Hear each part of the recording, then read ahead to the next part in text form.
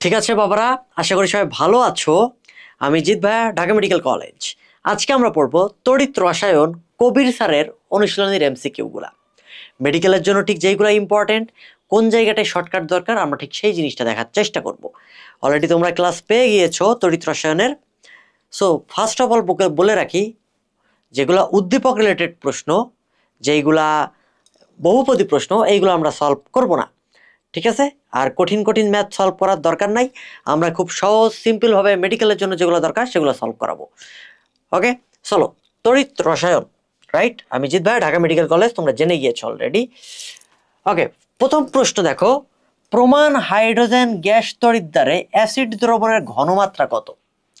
So এখানে আমরা প্রমাণ হাইড্রোজেন তড়িৎদ্বার সম্পর্কে জানবো। প্রমাণ হাইড্রোজেন তড়িৎদ্বারকে আমরা বলতে পারি স্ট্যান্ডার্ড হাইড্রোজেন ইলেকট্রোড, অর্থাৎ স্ট্যান্ডার্ড হাইড্রোজেন ইলেকট্রোড। এই প্রমাণ হাইড্রোজেন তড়িৎদ্বারের সম্পর্কে একটু আমরা আইডিয়া নিয়ে নিই, তাহলে আমাদের বুঝতে সুবিধা হবে। এই প্রমাণ হাইড্রোজেন তড়িৎদ্বারের যে বিভব, বিজারণ বিভবের মান হচ্ছে 0 ভোল্ট, এবং এইটা একটা মুখ্য নির্দেশক তড়িৎদ্বার। এটা কি বাবারা? মুখ্য নির্দেশক তড়িৎদ্বার। মুখ্য নির্দেশক তড়িৎদ্বার।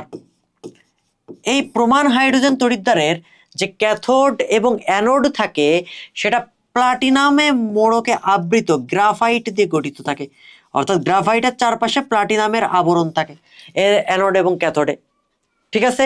ওকে, এই যে স্ট্যান্ডার্ড হাইড্রোজেন ইলেকট্রোড যেটা, এটা আমাদের মেনটেন করাটা টাফ। সেই ক্ষেত্রে কি কি মেনটেন করতে হয়? 1 মোলার ঘনমাত্রা, 25 ডিগ্রি সেন্টিগ্রেড তাপমাত্রা, আর হচ্ছে তোমার 1 অ্যাটমসফিয়ার চাপ, 1 ATM চাপ মেজারমেন্ট করতে হয়, ঠিক আছে? সো আমরা হাইড্রোজেন তড়িৎদ্বার সম্পর্কে যতটুকু জানার দরকার ততটুকু আমরা জেনে গেছি। কোনো কনফিউশন আছে? নাই। সো এইখানে একটা প্রশ্ন আসছে, হইতে পারে আরো অনেক প্রশ্ন আসতে পারে। এমসিকিউ সলভ করতে হয় এইভাবে। তোমাকে আমি পড়াই না, তোমাকে আমি শেখাই যে কিভাবে একটা প্রশ্ন পড়তে হয়। একটু পরেই দেখতে পারবা যে একটা প্রশ্ন পড়ার সাথে আরো 10-20টা প্রশ্ন তুমি সলভ করতে পারবা, ঠিক আছে? সো আমার সাথেই থাকো, কোনো সমস্যা নাই। তাহলে আনসার কি হবে? ঘনমাত্রা 1 মোলার। শেষ। পরের প্রশ্নে আসো। তোমরা একটু খাতা কলমে লিখে ফেলবা, এটা একটা উদ্দীপক রিলেটেড প্রশ্ন, এটা আমরা অ্যাভয়েড করব। তবে যেহেতু প্রথম প্রশ্ন, আমরা একটু সমাধান করার চেষ্টা করি। এরপরে যত ধরনের উদ্দীপক রিলেটেড প্রশ্ন আসবে, বহুপদী আসবে, আমরা অ্যাভয়েড করে যাব, ঠিক আছে? ওকে, ডান। তো চলো, জিঙ্ক এবং আয়রন দ্বারা গঠিত একটা তড়িৎ রাসায়নিক কোষ আছে, যেখানে জিঙ্ক তড়িৎ দ্বারা রিয়াকশন দেওয়া আছে -0.76, আর আয়রন তড়িৎ দ্বারা রিডাকশন দেওয়া আছে -0.44। এই ক্ষেত্রে বলছে সেলটির কোষ বিভব কত, অর্থাৎ ই নট সেলের মান বের করতে বলছে। ই নট সেলের বের করার সহজ সূত্র আমরা বলছিলাম বড় মান বিয়োগ ছোট মান, বড় মান বিয়োগ ছোট মান। একটু চিন্তা করে দেখো, সবগুলাকে আমি বলছিলাম কিসে থাকবে বাবারা? সেম ফেজে থাকতে হবে। দেখো তো এই সবগুলা কি বিভব? বিজারণ বিভব না? হ্যাঁ, তার মানে আমাদের কোনো এইখানে ইস্যু নাই, একটা জারণ একটা বিজারণ বিভব দেয় নাই, দুইটাই যেহেতু সেম দিয়েছে, সো আমরা বড় মান বিয়োগ ছোট মান করবো। এখানে বড় মান কোনটা? তাহলে 0.76 বড়, 0.76 মাইনাস 0.44, এটা না? না, এইভাবে করা যাবে না, এইভাবে করা যাবে না। তাহলে তুমি মনে করো মারা খেয়ে গাছে উঠে বসে গেছো, এখানে চিহ্ন সহ হিসাব করতে হবে, চিহ্ন সহ হিসাব করতে হবে। বারবার বলতেছে এখানে কিন্তু চিহ্নটা ফ্যাক্ট। সো -0.44 এইটা বড় নাকি -0.76 এইটা বড়? বলো তো, সংখ্যা রেখা চিন্তা করে দেখো, নিশ্চিতভাবে -0.44 এইটা বড়। সো -0.44 বড় মান বিয়োগ ছোট মান বিয়োগ 0.76। ডান। সো মাইনাসে মাইনাসে কি হবে? প্লাস হয়ে যাবে। So -0.44 plus 0.76। সো এখন দুইটা ইয়া করো, করলে কি আসে? প্লাস 0. কত আসে? 32। আনসার কত হবে? এই যে প্লাস 0.32 ভোল্ট। কত সহজ না? সো এখন থেকে আমরা বিভব বের করতে পারবো কিনা বলো? খুবই শর্টকাটে আমরা পারবো, আশা করি পারবো। চলো পরের প্রশ্নে চলে যাই। এটা একটা বহুপদী, যেহেতু প্রথম প্রশ্ন, সো আমরা সলভ করিয়ে দিব। এর পরের কোনো প্রশ্ন বহুপদী থাকলে আমরা সলভ করাবো না, ঠিক আছে? ওকে, কারণ এই বহুপদীগুলা, এই যে একটা তোমার টেকনিক ধরাই দিব, বাকি জিনিস তুমি এমনিই সলভ করতে পারবা। সো এইটা নিয়ে প্যারা খাওয়ার কোনো দরকার নাই। আর বহুপদী, তারপর হচ্ছে উদ্দীপক, এই ধরনের প্রশ্নগুলো মেডিকেলে আসে না। সো এইটা নিয়ে আমরা প্যারা খাবো না। চলো, উদ্দীপকের তথ্যের আলোকে আয়রন পাত্রে জিঙ্ক দ্রবণের আয়রন পাত্রে জিঙ্ক দ্রবণ দীর্ঘদিন সংরক্ষণ করা যাবে না বলছে। আমরা সক্রিয়তা সিরিজ জানি, সক্রিয়তা সিরিজের উপরে ছোট্ট একটা ভিডিও আমার পেজে আছে, দেখবা জিৎ বিশ্বাস পেজ, জিৎ বিশ্বাস পেজ, ঠিক আছে, এই পেজে দেখবা সক্রিয়তা সিরিজের উপরে একটা ছোট ভিডিও দিয়েছি এবং বলেছি যে তোমরা এই বস মেথডগুলা একটু শিখে যাবা, শর্ট শর্ট অনেকগুলো ভিডিও আসতেছে পেজে, ঠিক আছে, এইগুলো তোমরা দেখার চেষ্টা করবা। সো আমরা ওইখানে বলছিলাম, এবং তোমরা তো তড়িৎ রসায়ন পড়ে আসছো, মেন ক্লাস পাইছো, সো তোমরা জানো সক্রিয়তা সিরিজে যে নিচের দিকে থাকে তাকে পাত্র হিসেবে ইউজ করি। তাহলে আমরা কি দেখি, এই ক্ষেত্রে আয়রন আর জিঙ্ক আছে। তো আমরা জানি জিঙ্ক উপরে আর আয়রন নিচে থাকে সক্রিয়তা সিরিজের, তাহলে আয়রনের পাত্রে তো সংরক্ষণ করা যাবে, বাট এখানে বলছে আয়রন পাত্রে জিঙ্ক কখনো সংরক্ষণ করা দীর্ঘদিন যাবে না। তার মানে এই কথাটা ভুল কথা, এই কথাটা একটা মিথ্যা কথা, তাই না বাবারা?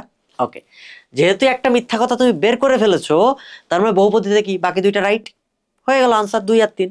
বাট তারপরে আমরা একটু দেখি, কোষ বিক্রিয়াটি স্বতঃস্ফূর্ত ভাবে ঘটে। কোষ বিক্রিয়া স্বতঃস্ফূর্ত ঘটার শর্ত হচ্ছে ই নট সেল গ্রেটার দেন 0, অর্থাৎ পজিটিভ মান দিবে। যদি ই নট সেল গ্রেটার দেন 0 হয় তার মানে কোষটি স্বতঃস্ফূর্ত, আর ই নট সেলের মান যদি নেগেটিভ হয় তাহলে কোষটি স্বতঃস্ফূর্ত না। এখন চিন্তা করে দেখো তো কত আসছে, প্লাস 0.32 ভোল্ট আসছিল না? তার মানে যেহেতু পজিটিভ মান আসছে তার মানে কোষটা স্বতঃস্ফূর্ত, কথাটা ঠিক। জিঙ্ক ক্ষয়প্রাপ্ত হবে, কোষটা যেহেতু স্বতঃস্ফূর্ত সেই ক্ষেত্রে বলা যায় এই ক্ষেত্রে জিঙ্ক হচ্ছে তোমার অ্যানোড সক্রিয়তা সিরিজের উপরে, আর আয়রন কি ক্যাথোড, আয়রন হচ্ছে তোমার ক্যাথোড। আমরা সব সময় জানি অ্যানোড ক্ষয়প্রাপ্ত হয় আর ক্যাথোডে সঞ্চিত হয়, ঠিক না? সো অ্যানোড যদি ক্ষয়প্রাপ্ত হয় জিঙ্ক ক্ষয়প্রাপ্ত হবে, আনসার ঠিক 2 এবং 3। আনসার কত হবে? 2 এবং 3। এইটা কবির স্যারের বইয়ে ভুল আনসার দেওয়া আছে, কবির স্যারের বইয়ে দেওয়া আছে তিনোটাই কারেক্ট, অনুশীলনীতে তিনোটাই দেওয়া আছে। তো আমরা এটা দাগাবো না, যেটা সত্য আমরা সেটা বলে গেলাম। এরপর চলে আসো ফ্যারাডে সূত্রের প্রযোজ্যতা, এটা বহুপদী, সো এটা আমরা স্কিপ করতেই পারি, ঠিক আছে। তোমরা জানো যে ধাতুর বিশুদ্ধকরণে, ধাতু নিষ্কাশনে, তড়িৎ প্রবাহে তিনোটাতেই ফ্যারাডে সূত্র ইউজ করা হয়, তাই না? প্রযোজ্যতা আমরা কিন্তু জানি। সো এই বহুপদী তো পড়াই ফেললাম। আচ্ছা, এরপরেরটা আমরা আর পড়াবো না, ঠিক আছে। এরপর আসো, নিচের কোনটি রিচার্জ যোগ্য ব্যাটারি? 5 নম্বর, রিচার্জ যোগ্য ব্যাটারি বলতে বোঝাইতেছে কাকে চার্জ দেওয়া যায়। কাকে চার্জ দেওয়া যায় বলতো? যারা সেকেন্ডারি ব্যাটারি, সেকেন্ডারি কোষ যারা, তাদেরকে অবশ্যই অবশ্যই চার্জ দেওয়া যায়। এবং আমি যদি তোমাকে দেখাই, এই যে ফোনের ব্যাটারিতে চার্জ দেওয়া যায়, এইগুলাকে বলা হয় সেকেন্ডারি ব্যাটারি। এবং এই ব্যাটারি দুইটা জিনিস খেয়াল রাখবা, হয় এদের নামের মধ্যে স্টোরেজ কথাটা থাকবে অথবা এদের নামের মধ্যে আয়ন কথাটা থাকবে। আমি যদি বলি লেড অ্যাসিড স্টোরেজ ব্যাটারি, এটা সেকেন্ডারি ব্যাটারি, এটা রিচার্জেবল, একে চার্জ দেওয়া যায়। আমি যদি বলি লিথিয়াম আয়ন ব্যাটারি, এখানে আয়ন আছে, এটা সেকেন্ডারি ব্যাটারি, একে চার্জ দেওয়া যায়। আমি যদি বলি তুমি স্টোরেজ ব্যাটারি, অবশ্যই সেকেন্ডারি। আমি স্টোরেজ ব্যাটারি, অবশ্যই সেকেন্ডারি। আমি আয়ন ব্যাটারি, অবশ্যই এটা সেকেন্ডারি, মানে আয়ন আর স্টোরেজ কথাটা থাকতে হবে। সো আসো আমরা দেখি, লিথিয়াম ব্যাটারি এটা কি রিচার্জ দেওয়া যাবে? না, এটা প্রাইমারি ব্যাটারির মধ্যে পড়ে যাবে। ড্রাই সেল শুষ্ক কোষ যাবে না, ক্ষারীয় ফুয়েল সেল যাবে না। লিথিয়াম আয়ন ব্যাটারি, এই যে আনসার হচ্ছে খ, আনসার কি খ, পারা যাবে। আশা করি ক্লিয়ার। পরের প্রশ্নে আসো, পরের প্রশ্নটা খুবই চমৎকার একটি প্রশ্ন, জীবন যেখানে যেমন করে দেওয়ার মতো প্রশ্ন, ঠিক না? প্রশ্নটা আমরা একটু খেয়াল করি। জিঙ্ক সালফেট দ্রবণে 1 কুলম্ব অর্থাৎ কিউ এর মান দেওয়া আছে, তড়িৎ চার্জ করলে অ্যানোডে দ্রবীভূত জিঙ্কের পরিমাণ কত, অর্থাৎ তোমাকে ডাব্লিউ বের করতে বলা হয়েছে। সো এই ক্ষেত্রে আমরা তোমাকে 3টা ইয়ার মান মুখস্থ করাবো, যে জেড বা তড়িৎ রাসায়নিক তুল্যাঙ্কের মান। অ্যাকচুয়ালি এই ক্ষেত্রে তড়িৎ রাসায়নিক তুল্যাঙ্কের মান Z equals to M divide by N F, এইভাবে আমরা বের করি। এম হচ্ছে আণবিক ভর, এন হচ্ছে চার্জ সংখ্যা বা যোজনী, এফ হচ্ছে 96,500 কুলম, রাইট? কুলুম, তাই না? সো এই ক্ষেত্রে আমরা যে ফর্মুলাটা জানি, ডাব্লিউ ইকুয়ালস টু জিত, আমি তোমাদের জিত ভাইয়া, জিত বাবা, তাই না? এভাবে মনে রাখতাম, ডাব্লিউ ইকুয়ালস টু জিত। সো তুমি একটু চিন্তা করে দেখো তো, এখানে আই এর মান কি দেওয়া আছে? না। টি এর মান দেওয়া আছে? না। বাট তুমি জানো না আইটি সমান সমান কিউ, তাই না? ফিজিক্সেও তো পড়ে আসছো। তার মানে এই ক্ষেত্রে আমরা লিখতে পারি W equals to Z Q. W equals to কি? W equals to Z Q. পারা যাবে? আশা করি ক্লিয়ার। এখন চলে আসো, এই ক্ষেত্রে জেড এর মান কত? জিঙ্কের ক্ষেত্রে জেড এর মান মুখস্থ করে ফেলো, 3 × 10⁻⁻⁴। অ্যাকচুয়ালি এইটার মান আসে 0.12338 এরকম একটা মান আসে। ঠিক আছে, সো এই মানটা মুখস্থ না করলেও চলে। এই মানটা মুখস্থ না করে তুমি জাস্ট 3 ইন্টু হ্যান্ড ক্যালকুলেশনের সুবিধার্থে 3 ইন্টু 10⁻⁴ শিখে রাখো। এটা জিঙ্কের ক্ষেত্রে জেড এর মান। ওকে, তড়িৎ রাসায়নিক তুল্যাঙ্কের মান আমরা হ্যান্ড ক্যালকুলেশন শেখাইতেছি। ঠিক আছে, এখন চলে আসো, তাহলে মান বসাই দাও। 3 ইন্টু 10⁻⁴ ইন্টু কিউ এর মান কত 1 কুলম, তার মানে গুণ করলে কত হয় 3 ইন্টু 10⁻⁴। এই আনসারটা কোথায় আসে 0.03, এটা তো হবে না। 32.7 এটাও হবে না। 34.7 এটাও হবে না। দেখো এইটা আসে, তাই না? আনসার হচ্ছে খ। আনসার কি? আনসার হচ্ছে খ। পারা যাবে? দেখো কত সহজ, 2 সেকেন্ডও লাগবে না। এইটা ক্যালকুলেটর দিয়ে করা যায়, বাট আমরা হ্যান্ড ক্যালকুলেশন শেখাইলাম। হ্যান্ড ক্যালকুলেশন কি ধরতে পেরেছো?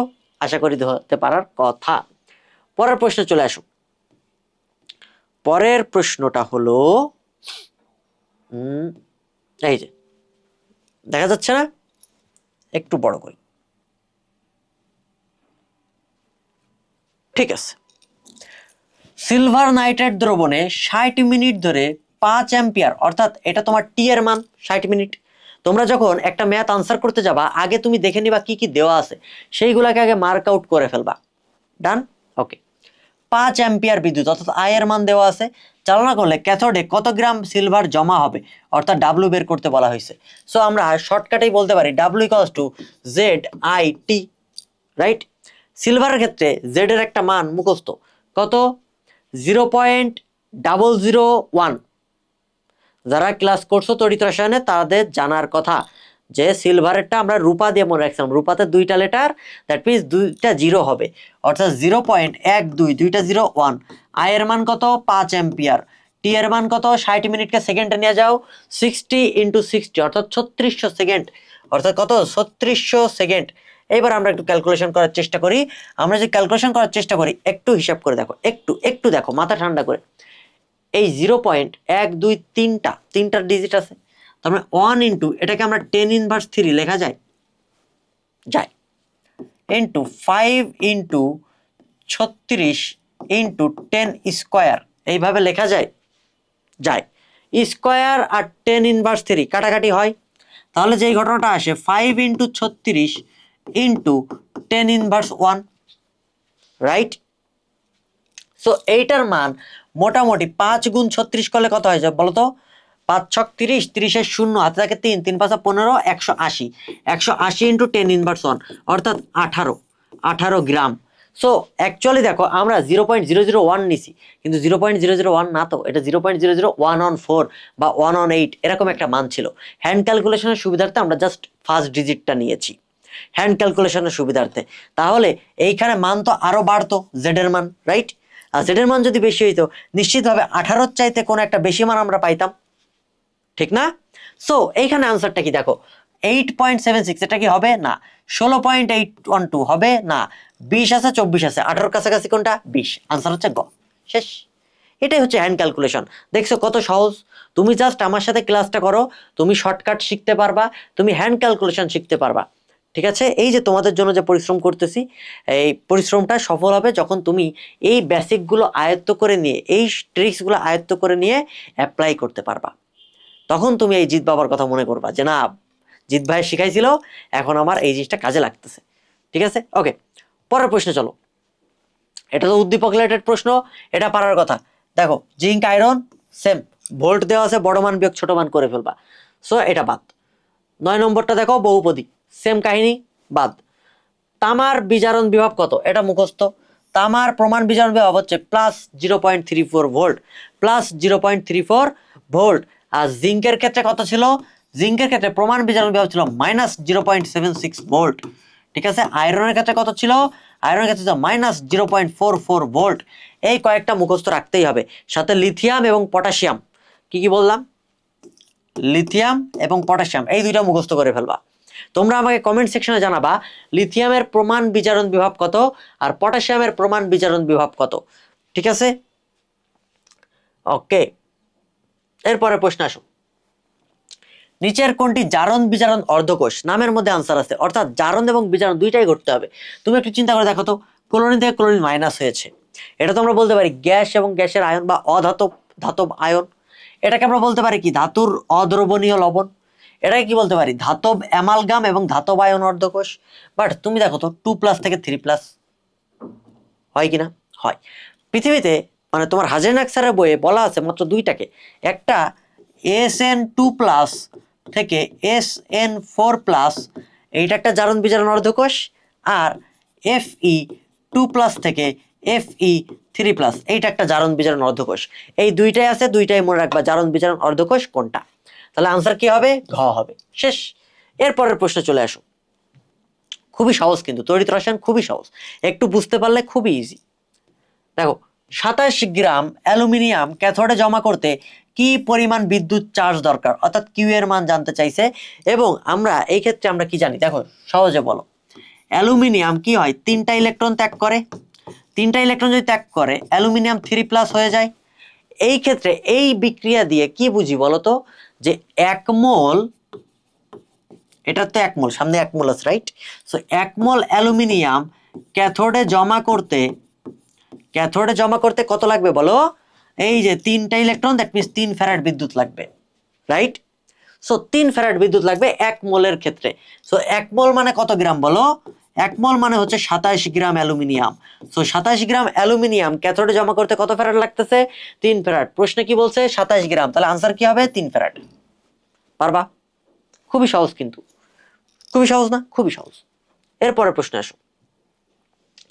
এরপরের প্রশ্ন 13 নাম্বার। জিঙ্ক থেকে জিঙ্ক 2+ হয়েছে, একটা বিভব দেওয়া আছে। তুমি বলো জিঙ্ক থেকে জিঙ্ক 2+ হওয়া মানে কি? জারণ না বিজারণ? অবশ্যই জারণ, জারণ বিভব। তার মানে এটা একটা জারণ বিভব দেওয়া আছে। ওকে। সিলভার থেকে সিলভার 2+ হয়েছে, তার মানে কি? সেম জারণ বিভব দেওয়া আছে। দুইটাই সেম মেথডে আছে কিনা? দুইটাই জারণ বিভব কিনা? হ্যাঁ। তার মানে কোষ্টার বিভব কি হবে? বড় মান বিয়োগ ছোট মান। কি বললাম? আবার বলো, বড় মান বিয়োগ ছোট মান। সবাই কমেন্ট করবা। তাহলে জিনিসটা কি হবে? তোমার এর সাথে সাথে রিক্যাপ হয়ে যাবে। তাহলে বড় মান বিয়োগ ছোট মান। তাহলে বড় মান কোনটা দেখো? +0.76 নাকি -0.79? এটা 0.79 সংখ্যাতে বড়, বাট আমাকে চিহ্ন ইউজ করতে হবে, রাইট? সো +0.76 -0.79। এই ক্ষেত্রে তাহলে কি হবে? +0.76 প্লাস হয়ে যাবে মাইনাসে মাইনাসে 0.799। সো এইখানে কি হবে? 9, 9 6 15 5, সাথে থাকে 1, 7 আর 1 8, 8 7 15 প্লাস 1.559 ভোল্ট। কোনটা আছে দেখো? এই দেখো প্লাস 1.559 ভোল্ট। আনসার শেষ। পারবা না? পারা উচিত। পরের প্রশ্নে আসো। কত number? 14 number, right? Okay. 14 number প্রশ্ন যদি দেখি, কপার সালফেটে 5000 মিলি অ্যাম্পিয়ার বিদ্যুৎ অর্থাৎ আয়ের মান দেওয়া আছে, ঠিক না? 1 ঘন্টা ধরে চালনা করা হয়েছে, অর্থাৎ টি এর মান দেওয়া আছে। কত গ্রাম কপার জমা হবে, অর্থাৎ ডাব্লিউ বের করতে হবে কপারের ক্ষেত্রে। Same formula, W equals two ZIT, তাই না? আমার নাম দিয়ে পুরো চ্যাপ্টার শেষ হয়ে যাবে।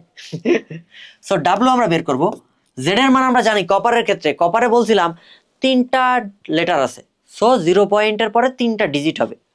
দেখো 0.1 2 3, 3টা 0 3। ওকে। আয়ের মান কত? 5000 মিলি অ্যাম্পিয়ার। এটাকে অ্যাম্পিয়ারে নাও, 5 অ্যাম্পিয়ার, ঠিক না? হ্যাঁ। টি এর মান কত? 1 ঘন্টা। 1 ঘন্টা মানে কি? সেকেন্ডে কনভার্ট করো, 3600 সেকেন্ড। কত সেকেন্ড? 3600 সেকেন্ড।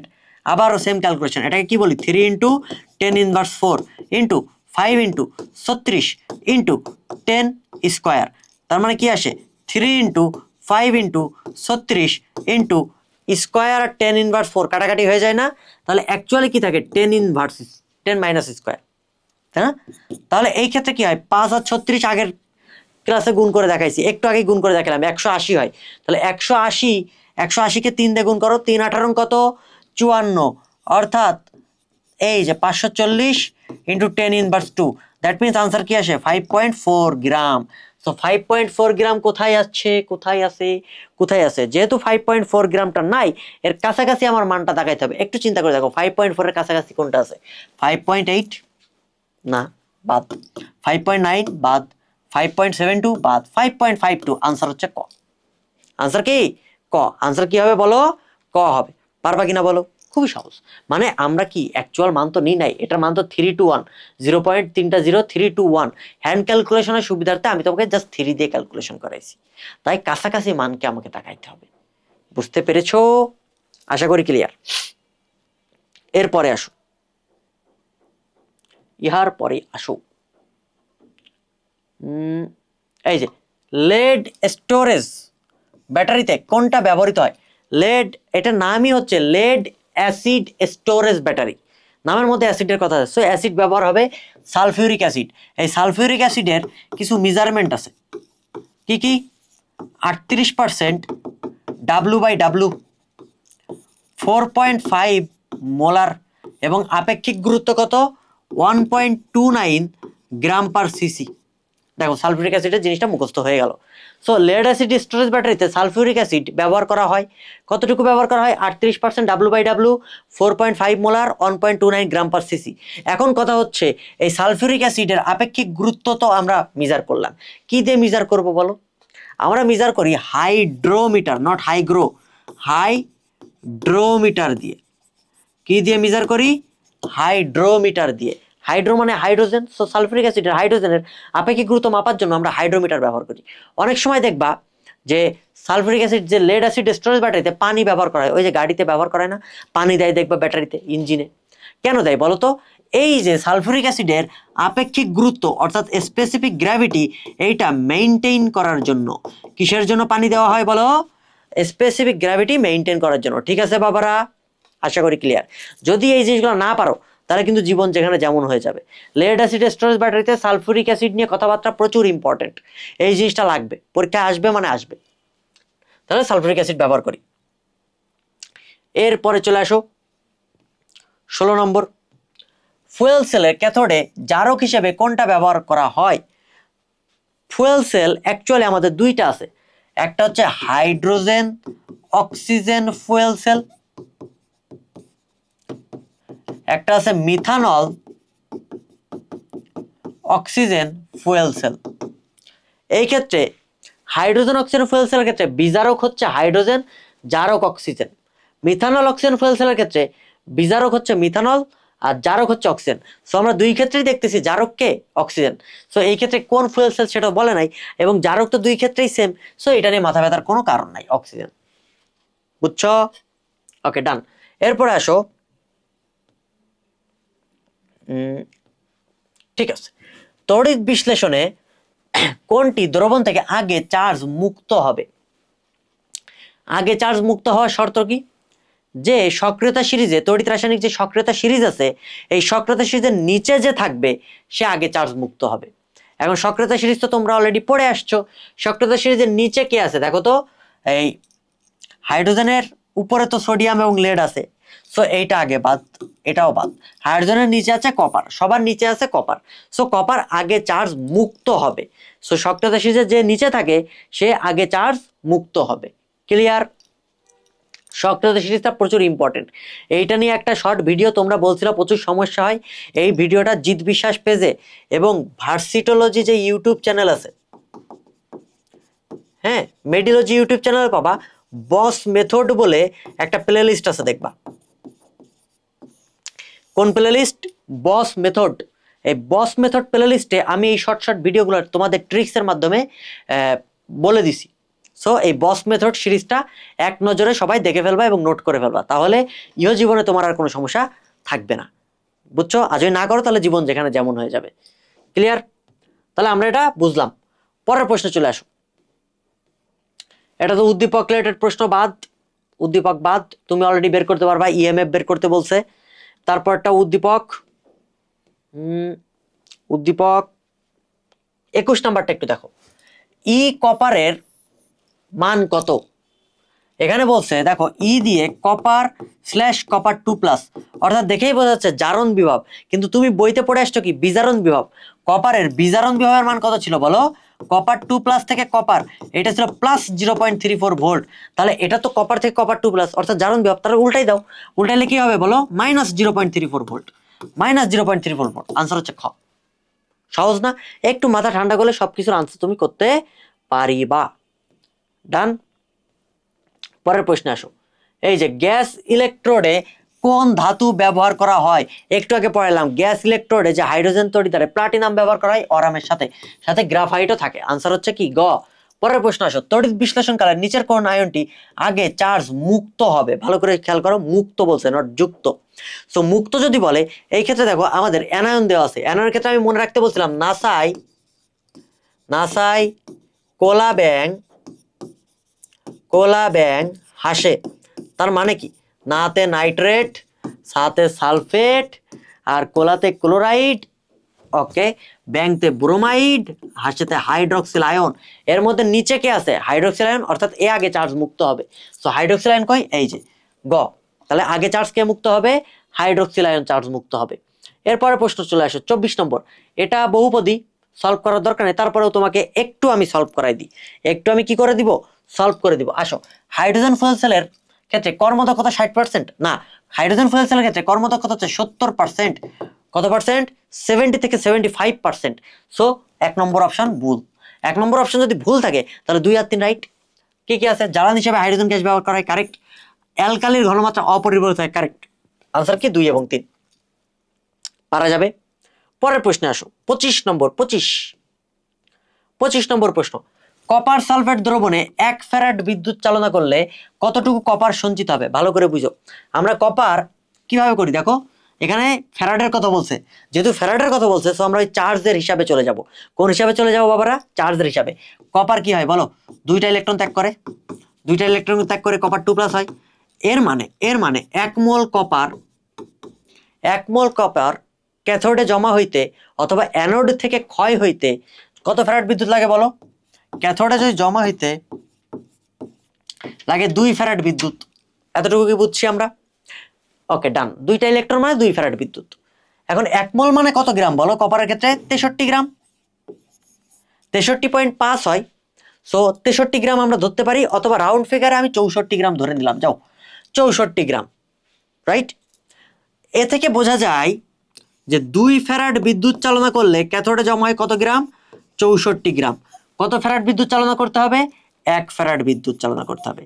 1 ফ্যারাড বিদ্যুৎ চালনা করলে কি হবে? 64/2, অর্থাৎ 32 গ্রাম কপার জমা হবে। 32-এর আশেপাশে কম মান নিতে হবে। কেন কম মান নিতে হবে?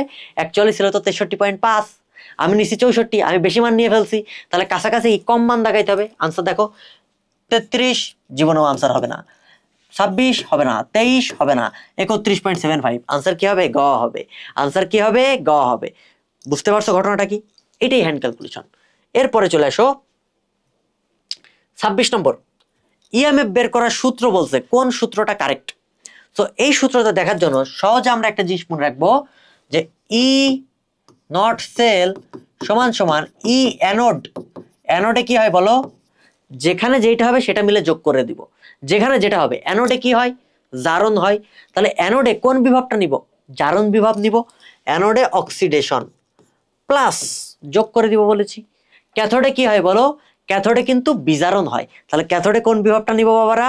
বিজারণ বিভব নিব। সো ই ক্যাথোড রিডাকশন, ই অ্যানোড অক্সিডেশন, ই ক্যাথোড রিডাকশন। বোঝা গেছে? সো অ্যানোড অক্সিডেশন আর ক্যাথোড রিডাকশন দুইটাই সেম, আলাদা অবস্থায় আছে, তাই যোগ করে দিছি। এখন আসো আমরা একটু আরেকটা সূত্রতে চলে যাই। আমার ভালো লাগতেছে না, আমি অ্যানোডটাকে কি করব? রিডাকশন নিব, অর্থাৎ বিজারণ বিভবটা নিব। তাহলে এটার আগে কি মাইনাস চিহ্ন হয়ে যাবে না? তাহলে আনসার কি হবে? Minus E anode reduction plus, এটা তো কোনো চেঞ্জ করতেছি না, এটা যদি চেঞ্জ না করি তাহলে ই ক্যাথোড রিডাকশন থাকলো।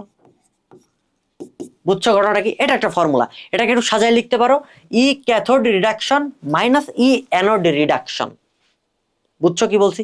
তাহলে এখন চিন্তা করো, আমার এটা ভালো লাগতেছে না, আমি দুইটাকে অক্সিডেশন নিব, অর্থাৎ দুইটারই জারণ বিভব নিব। তাহলে ই অ্যানোড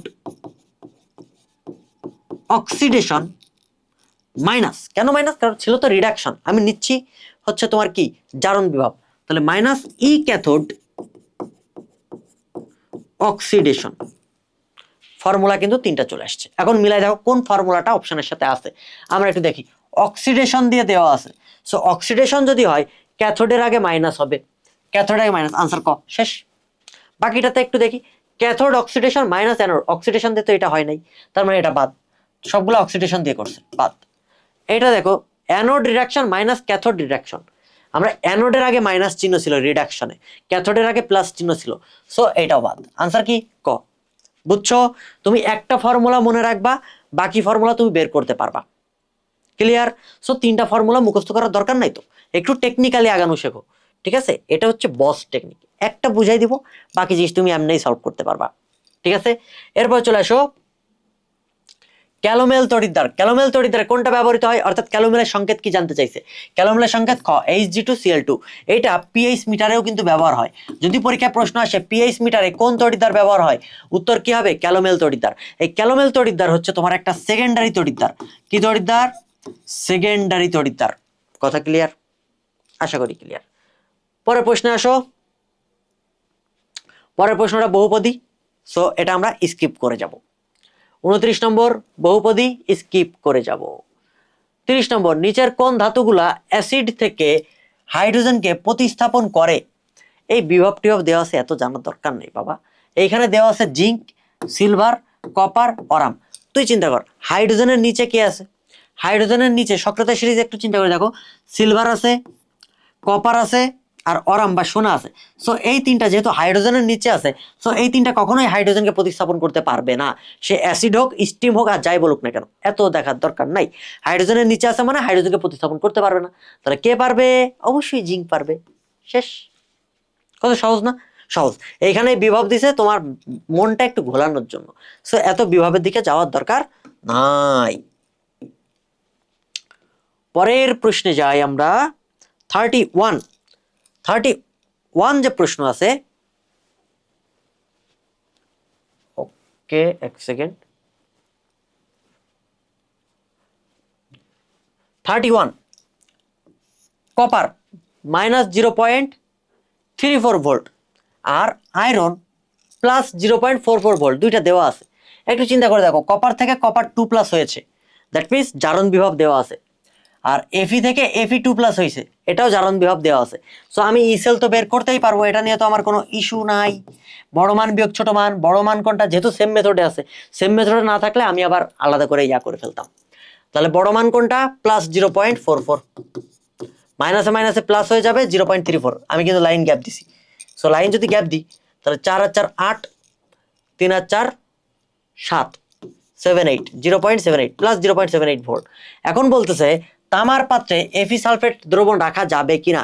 চিন্তা করে দেখো, যেহেতু ই নট সেল পজিটিভ আসছে,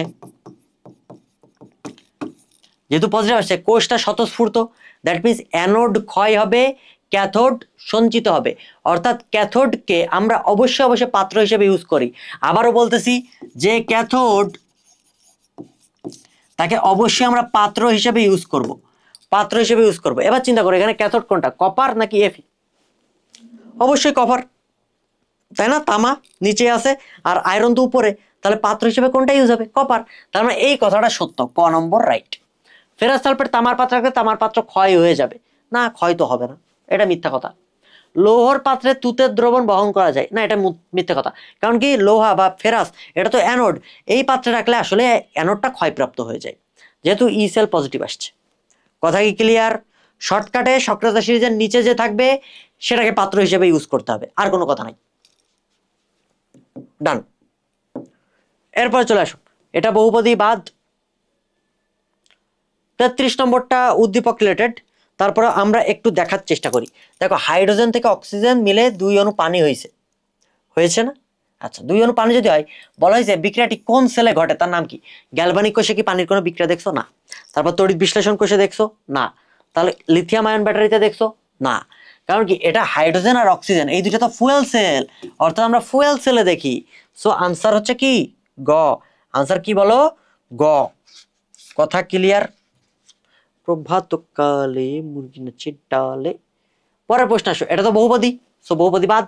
আমরা বহুপদীগুলা স্কিপ করে যাইতেছি, কারণ বহুপদী সহজ আছে। দেখো অ্যানোড থেকে ক্যাথোডের দিকে যাবে, ক্যাথোড থেকে অ্যানোডের দিকে যাবে, রিচার্জেবল নয় কেন, সহজ, খুবই সহজ প্রশ্ন। সো বহুপদী নিয়ে ঝামেলা করার দরকার নাই। তাও অনেকগুলো বহুপদী সলভ করাই দিছি, মানে ওই উদ্দীপক বহুপদী সলভ করাবো না বলেও আমি কিন্তু সলভ করাই দিছি, ঠিক আছে? সো আমাদেরও তো দেখতে হবে যে মেডিকেলের জন্য কোনগুলো ইম্পর্টেন্ট, সেগুলোই তো পড়াইতে হবে, তাই না? সো আমাদের প্রায়োরিটি লিস্টে ফার্স্টে থাকবে মেডিকেল। আসো, 1 মোল অ্যালুমিনিয়াম 3+ থেকে অ্যালুমিনিয়াম উৎপাদনে কি পরিমাণ তড়িৎ চার্জ প্রয়োজন হয়? সহজ হিসাব, 1 মোল জমা করতে গেলে অ্যালুমিনিয়াম যেহেতু 3+, তার মানে 3 ফ্যারাডে চার্জ লাগবে, আনসার গ। শেষ। পরের প্রশ্নে আসো। 1 মোল পানির তড়িৎ বিশ্লেষণে অক্সিজেন উৎপাদন করতে অম্লায়িত পানিতে কি পরিমাণ তড়িৎ চার্জ প্রবাহিত করা লাগে? 1 মোল পানি বলছে, দ্যাট মিনস H2O। এটাকে আগে বিশ্লেষণ করো, বিশ্লেষণ করলে যেই ঘটনাটা ঘটে যে 2H+ হবে এবং অক্সিজেন 2- হবে। একটু খেয়াল করে দেখো তো, একটু খেয়াল করে দেখো, এটা শর্টকাট বলছে, আসলে বিক্রিয়াটা এটা না, বিক্রিয়াটা অন্যরকম। সো অন্য রকমে যাওয়া দরকার, আমরা শর্টকাটে চিন্তা করতেছি। এই হাইড্রোজেন একটা ইলেকট্রন ত্যাগ করে H+ হয়, কিন্তু অ্যাকচুয়ালি তো থাকে দুইটা হাইড্রোজেন, এই যে H2O, তাহলে দুইটা ইলেকট্রন 2H+।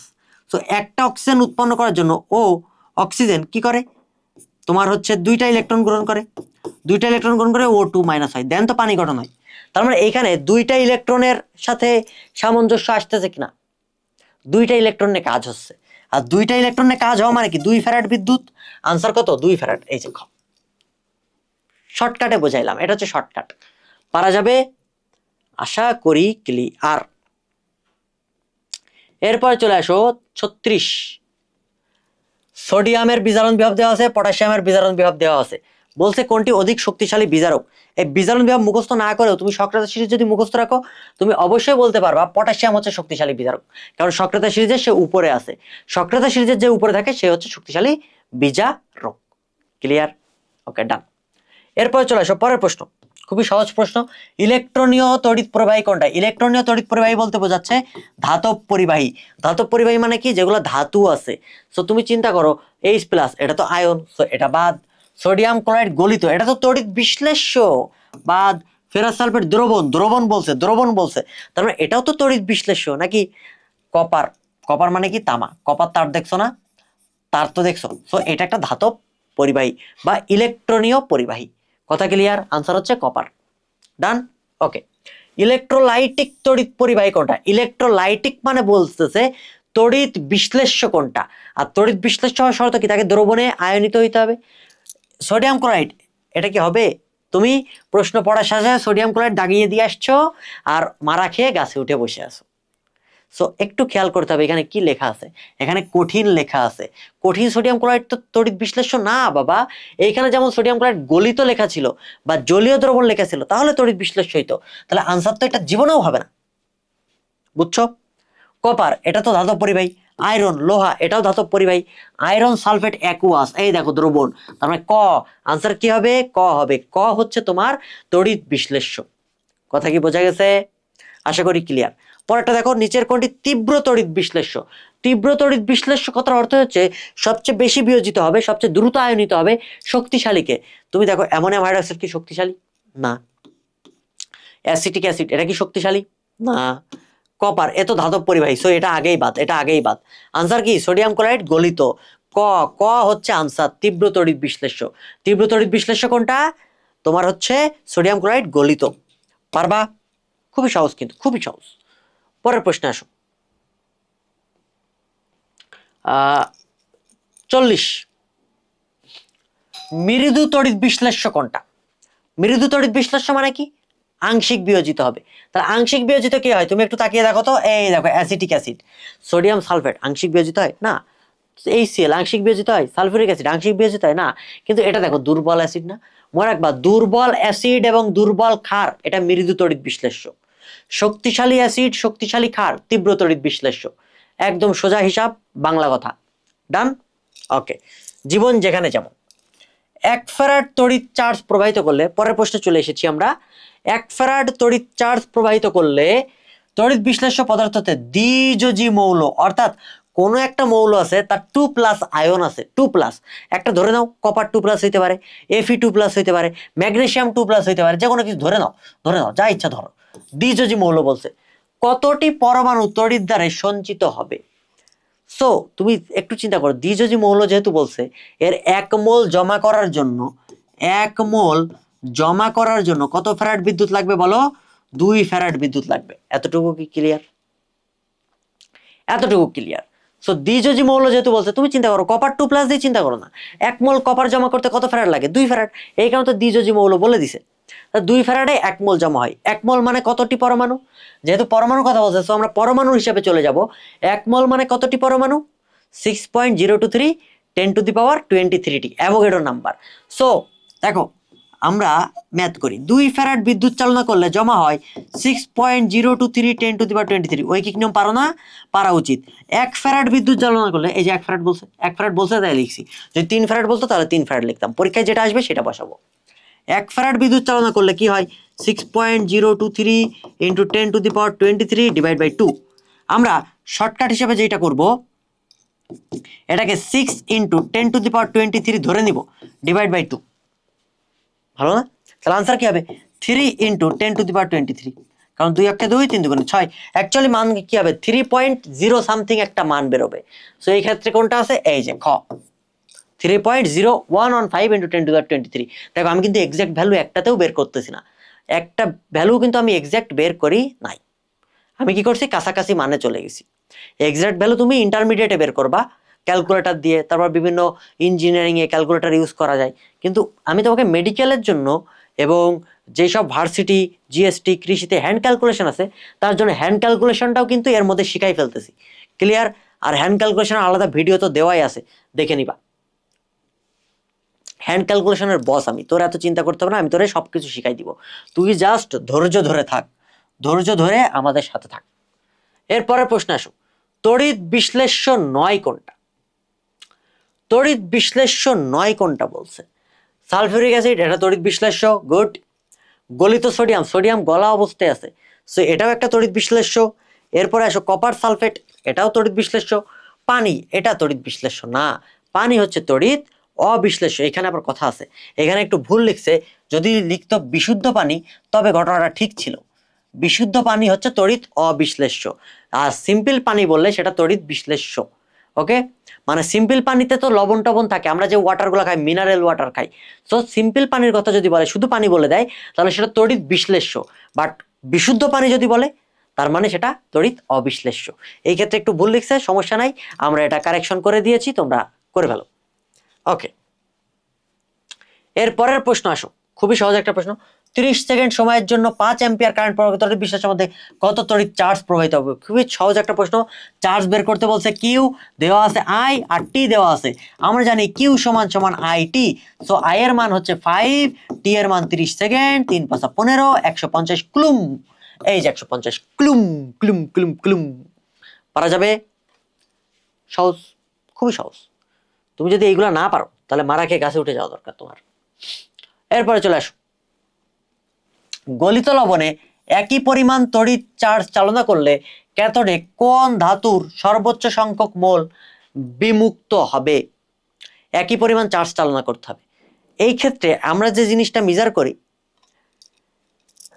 দেখো তো W = ZIT কিনা, রাইট?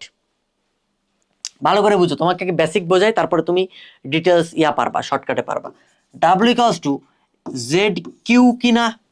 ইয়েস, আমরা একই পরিমাণ কি চালনা করছি? তড়িৎ চার্জ, অর্থাৎ কিউ কেটে দাও, কিউ কেটে দাও, কিউ বাদ, যেহেতু সেম পরিমাণ কিউ আমরা চালনা করছি, রাইট? বাদ। W = Z এর মান কি? M/NF, প্রপোর্শনাল দিই, যেহেতু কিউ কেটে দিছি, প্রপোর্শনাল চিহ্ন দেওয়াটা বেটার। M/NF, আমরা এটা বলছি না, Z তড়িৎ রাসায়নিক তুল্যাঙ্ক। এখন চিন্তা করো, W is proportional to 1/N, অর্থাৎ যার চার্জ যত কম তার W তত বেশি। তাহলে চার্জ এটার SN কি হয়? 2+ হইতে পারে, আবার 4+ হইতে পারে, অ্যালুমিনিয়াম 3+ হইতে পারে, ম্যাগনেসিয়াম 2+ হইতে পারে, সোডিয়াম প্লাস হইতে পারে। একটু চিন্তা করে বলো এবার, কে সবচেয়ে বেশি জমা হবে? W কার বেশি হবে? যার চার্জ কম। চার্জ কম কার? এই যে সোডিয়ামের, কারণ সোডিয়াম +1, আর বাকিগুলো তো 2 3 4 এইভাবে চলতেছে। ক্লিয়ার? খুবই সহজ। পরের প্রশ্নে চলো। পরের প্রশ্নে বলতেছে আমার প্লাটিনাম হাইড্রোজেন, হাইড্রোজেন যে তড়িৎদ্বার দেওয়া আছে, এর সঙ্গে ক্যাথোড হিসেবে কোনটা ইউজ হবে? ভালো করে বুঝো। এই ক্ষেত্রে তোমার বলে দিছে হাইড্রোজেন তড়িৎদ্বারটা অ্যাকচুয়ালি অ্যানোড, তাহলে এর সাথে ক্যাথোড হিসেবে কোনটা ইউজ হবে? যেটা হাইড্রোজেনের নিচে আছে। হাইড্রোজেনের নিচে কি আছে? জিঙ্ক আছে হাইড্রোজেনের নিচে। সক্রিয়তা সিরিজ একটু চিন্তা করো, সক্রিয়তা সিরিজ চিন্তা করা উচিত তোমাদের। এটা বাদ, ম্যাগনেসিয়াম না, ম্যাগনেসিয়ামও নিচে নাই, বাদ। আয়রন না, সিলভার নিচে আছে, তার মানে আনসার কি খ, আনসার খ, পারা যাবে। পরের প্রশ্ন আসো, জিঙ্ক দণ্ড দেওয়া আছে, এর সঙ্গে নিম্নের কোনটিকে ক্যাথোড হিসেবে ইউজ করা যাবে? সো কোনটিকে ক্যাথোড হিসেবে ইউজ করতে হবে, দ্যাট মিনস জিঙ্ক এই ক্ষেত্রে অ্যানোড, জিঙ্কের সাথে ক্যাথোড হিসেবে কোনটাকে বানায় তুমি একটু চিন্তা করো। এফি, এই যে এফি, কারণ জিঙ্কের নিচে আছে, এটা তো আমরা আগেই পড়ে আসছি, বহুপদী, অভিন্ন, তথ্যভিত্তিক সবকিছু সলভ করে এসে আমরা জিঙ্ক আর আয়রন দিয়ে অনেক কিছু দেখছি, সো এটা পারা উচিত, পারা যাবে, যেহেতু সক্রেতিস সিরিজে আয়রন নিচে তাই ওটা ক্যাথোড। শেষ। পরের প্রশ্নে চলে আসো। এই দেখো এতক্ষণ ধরে কেন পড়াইছি বলো তো, তোমার যে বললাম তুমি জাস্ট আমার ক্লাসটা করবা, তোমার এমসিকিউ সলভ করার টেকনিক ট্যাকটিস সব শেখাই দিব, তোমার এ নিয়ে মাথা ঘামানোর কোনো দরকার নেই, কারণ জিত বাবা আছে, জাস্ট তুমি আমার সাথে লেগে থাকো। দেখো তোমার সালফিউরিক অ্যাসিড দিয়ে পড়াইছি না, আমি পড়াইছি না গাড়িতে লেড সঞ্চয় কোষে মাঝে মাঝে পানি কেন দেওয়া হয়, কি দেওয়া হয়েছিল আমি পড়াইছি, কিন্তু বলে ফেলছি আপেক্ষিক গুরুত্ব সঠিক রাখার জন্য, আনসার কি গ। তার মানে একটা এমসিকিউতে তুমি 5 মিনিট টাইম দাও না, ওই যে তোমাকে হাইড্রোজেন তড়িৎদ্বার পড়াইলাম, একটু ডিটেলসে কয়েকটা জিনিস বুঝাই দিলাম, এর সাথে সাথে কি হয়েছে, তোমার সঞ্জিত কুমার গুহ স্যারের অনুশীলনী সলভ হয়ে গেছে, এর সাথে কি হয়েছে হাজারি নাগ স্যারের অনুশীলনী সলভ হয়ে গেছে, এর সাথে কি হয়েছে তোমার মূল বইয়ের যে পড়াটা সেটা আরেকবার রিক্যাপ হয়ে গেছে, কতগুলো কাজ হয়েছে চিন্তা করে দেখো তো। সো একটা এমসিকিউ সলভ করার সময় তোমরা একটু ভাববা যে কিভাবে সলভ করতে হয়। ডান। দেখো আগে পড়াইছি, সো এখানে আর পড়াইলাম না, গ নম্বর হচ্ছে আনসার, আপেক্ষিক গুরুত্ব সঠিক রাখার জন্য। এরপর চলে আসো, কিছুদিন ব্যবহার করলে ড্রাই সেল, অর্থাৎ ড্রাই সেলের ভোল্ট কত বলতো, 1.5 ভোল্ট, এই ড্রাই সেল থেকে তরল পদার্থ বের হয়ে যায়, দেখবো এই যে পেন্সিল ব্যাটারি বাসাতে রিমোট টিমোট এগুলোতে ব্যবহার করে না, এইগুলা অনেকদিন পরে দেখবা কেমন আঠালো একটা তরল পদার্থ বের হয়, অর্থাৎ ব্যাটারিটা নষ্ট হয়ে গেছে, নষ্ট হয়ে যাওয়ার মানে কি, এই ব্যাটারি অ্যানোড জারিত হয়ে গেছে, অ্যানোডের জারণ ক্লিয়ার কমপ্লিট, অ্যানোড পুরা ক্ষয় হয়ে বসে আছে, সো অ্যানোডে কি হয়েছে, জারিত হয় বলে এই কারণে তরল পদার্থটা বের হয়েছে, কথা ক্লিয়ার, আশা করি ক্লিয়ার। পরের প্রশ্নে চলো, 49, লেড সঞ্চয়ক কোষ কোনটা, সবচেয়ে সহজ কথা, লেড সঞ্চয়ক কোষে আমি বলছিলাম অ্যানোড হচ্ছে তোমার লেড, আর cathode most of the case এই ক্ষেত্রে অক্সাইড হয়, সো অক্সাইড কোনটা হবে, lead oxide PbO2, anode cathode বের করে ফেলছো, এবার তুমি কোষ বিক্রিয়াটা দেখো, দেখো লেড থেকে লেড সালফেট, আর এটা লেড অক্সাইড দিয়ে ক্যাথোড, সো আনসার কি খ। বাকিগুলোতে লেড অক্সাইড আছে নাই, লেড অক্সাইড যদি না থাকে বাকিগুলোতে ক্যাথোড হওয়ার কোনো চান্সই নাই, কথা ক্লিয়ার, আশা করি ডান। সো আমরা বুঝে গেলাম। পরেরটা আসো, দেখো ওই যে প্রথম প্রশ্ন পড়ালাম হাইড্রোজেন তড়িৎদ্বার, এখন চিন্তা করে দেখো মুখ্য নির্দেশক তড়িৎদ্বার কোনটা, কেন পড়াইছি বুঝতে পারছো, একটু টাইম দিয়ে পড়লে এই ঘটনাগুলো ঘটবে। প্রথম প্রশ্নটা যদি তোমরা আমার সাথে লিখে ফেলো যে বাবা এই জিনিসগুলো লিখে দিছে, তাহলে আমি একটু বইতে দাগাই ফেলি বা নিজে নিজে খাতায় নোট করে ফেলি, তাহলে দেখবা এইগুলো পারা সহজ। মুখ্য নির্দেশক তড়িৎদ্বার, এই যে প্রমাণ হাইড্রোজেন তড়িৎদ্বার, সহজ না? যে তড়িৎদ্বারের জারণ ঘটে তাকে কি বলা হয়, সহজ হিসাবে মনে রাখো, অ্যানোডে অ্যানায়ন অক্সিডেশন, ক্যাথোডে ক্যাটায়ন রিডাকশন। ওই যে মাঝখানে ইউটিউবে একটা গান ভাইরাল হয়েছে না, ওই যে একটু টাক মাথায় এমন বলে, অ্যানায়ন যাই অ্যানোডে, ক্যাটায়ন যাই ক্যাথোডে, অ্যানোডে হয় জারণ, ক্যাথোডে হয় বিজারণ, এই কথাটা শিখতে পারলেই হয়ে গেল তড়িৎ বিশ্লেষণ, এই কথাটা শিখতে পারলে হয়ে গেল তড়িৎ বিশ্লেষণ, এই ঘটনাটা এটাই। তাহলে অ্যানোডে অ্যানায়ন অক্সিডেশন, অক্সিডেশন মানে জারণ, অ্যানায়নগুলো কোথায় যাবে, অ্যানোডের দিকে যাবে, ক্লিয়ার। তড়িৎ বিশ্লেষণ যদি দেখো, মনে করো এটা অ্যানোড এটা ক্যাথোড, সো এখানে সোডিয়াম ক্লোরাইড আছে, সো ক্লোরাইড তো মাইনাস অ্যানায়ন, সো এটা যাবে কোথায়, অ্যানোডে যাবে, আর সোডিয়াম প্লাস এটা তো ক্যাটায়ন, এটা কোথায় যাবে, ক্যাথোডে যাবে, বোঝা গেছে। অ্যানোডে কি হয়, অক্সিডেশন, সো যে তড়িৎদ্বারের জারণ ঘটে সেটা হচ্ছে অ্যানোড, কথা ক্লিয়ার, ডান। আর ক্যাথোডে কি হয়, বিজারণ ঘটে, এটা আমরা বুঝে গেছি। এরপর চলে আসো, সেল বিক্রিয়া স্বতঃস্ফূর্তভাবে ঘটতে হলে সেল বিভবের মান কি হইতে হবে, আমরা সহজে বলি ই নট সেল গ্রেটার দ্যান 0 হইলে, অর্থাৎ পজিটিভ মান দিলে স্বতঃস্ফূর্ত হয়, কি হয় বলো, স্বতঃস্ফূর্ত হয়। আর ই নট সেল যদি নেগেটিভ মান দেয়, ই নট সেল যদি নেগেটিভ মান দেয় তাহলে অস্বতঃস্ফূর্ত হয়, অস্বতঃস্ফূর্ত। আর E nought cell less equals to 0 হলে ব্যাটারিটা ডেড, অর্থাৎ মৃত কোষ। ব্যাটারিটা কি সেল? Dead cell. বুঝতে পারিয়াছো? তাহলে আনসার কি হবে? সেল বিভবের মান কি হয়? ধনাত্মক হইতে হয়। কি হইতে হয়? ধনাত্মক হইতে হয়। এরপর চলে আসো, নিচের কোনটি তীব্র তড়িৎ বিশ্লেষ্য? এটা পারা উচিত। দেখো, অ্যালকোহল এটা কি তীব্র তড়িৎ বিশ্লেষ্য? না, এটা অবিশ্লেষ্য। চিনির দ্রবণ এটা অবিশ্লেষ্য। অ্যামোনিয়ার জলীয় দ্রবণ এটা মৃদু তড়িৎ বিশ্লেষ্য। খাদ্য লবণ অর্থাৎ সোডিয়াম ক্লোরাইডের জলীয় দ্রবণ এটাই তো তীব্র তড়িৎ বিশ্লেষ্য। আগে পড়ে আসছি না? আগেও কিন্তু এই দিয়ে 2টা এমসিকিউ সলভ করছে, আর এটাতে 3টা এমসিকিউ। দেখছো কতটা ইম্পর্টেন্ট এইটা? ডান। ওকে, পরের প্রশ্ন আসো। খাদ্য লবণের জলীয় দ্রবণকে তড়িৎ বিশ্লেষণ করলে অ্যানোডে কোন গ্যাস বিমুক্ত হয়?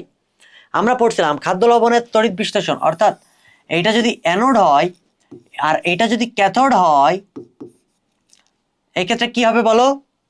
First of all sodium plus থাকবে, হাইড্রোজেন প্লাস থাকবে, ক্লোরাইড মাইনাস থাকবে, আর হাইড্রক্সিল মাইনাস থাকবে। আমাদের বলতেছে যে জলীয় দ্রবণে অ্যানোডে কোনটা ঘটবে? অ্যানোডে কে যায়? অ্যানায়ন যায়। এখানে অ্যানায়ন 2টা আছে। এই ক্ষেত্রে মনে রাখা দরকার সক্রিয়তা সিরিজের ভ্যালু থাকে না, 3টা জিনিসের উপর নির্ভর করে। আমরা বলছিলাম না যে তড়িৎ বিশ্লেষণ 3টা জিনিসের উপর নির্ভর করে? একটা সক্রিয়তা সিরিজ, 2 ঘনমাত্রা, 3 তোমার হচ্ছে তড়িৎদ্বারের প্রকৃতি বা এই অ্যানোড ক্যাথোডের প্রকৃতি।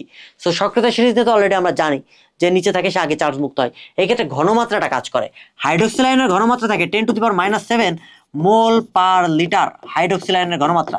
আর ক্লোরাইডের ঘনমাত্রা থাকে 0.1 মোল পার লিটার। এখন চিন্তা করো কার ঘনমাত্রাটা বেশি? অবভিয়াসলি ক্লোরাইড আয়নের ঘনমাত্রাটা বেশি। সো ক্লোরাইড আয়নের ঘনমাত্রা যদি বেশি হয়, ক্লোরাইড আয়নটা অ্যানোডে চলে যাবে। তার মানে ক্লোরিন গ্যাস তৈরি হবে অ্যানোডে। বুঝছো? ডান। ওকে, এই যে মানগুলো বললাম, মানগুলো মুখস্থ করে ফেলতে হবে। 10⁻⁷ আর 0.1। এরপরের প্রশ্ন দেখো, বহুপদী বাদ 56, বহুপদী বাদ 57 আসো। নিচের কোনটি একটি তড়িৎ বিশ্লেষ্য পদার্থ? নিচের কোনটা একটা তড়িৎ বিশ্লেষ্য পদার্থ? খুবই সহজ হিসাব। কোনো একটা অ্যাসিড বা ক্ষার হইলে তো তড়িৎ বিশ্লেষ্য হবে। সব জলীয় দ্রবণ তো তড়িৎ বিশ্লেষ্য না। চিনির দ্রবণ বললাম, চিনির দ্রবণ তো তড়িৎ অবিশ্লেষ্য। সো ওই দিকে যাওয়া যাবে না। অ্যাসিড বা ক্ষার হইলেই সেটা তড়িৎ বিশ্লেষ্য পদার্থ হয়ে যাবে। ডান। এরপরে চলে আসো 58 নম্বর, খুবই সহজ একটা প্রশ্ন।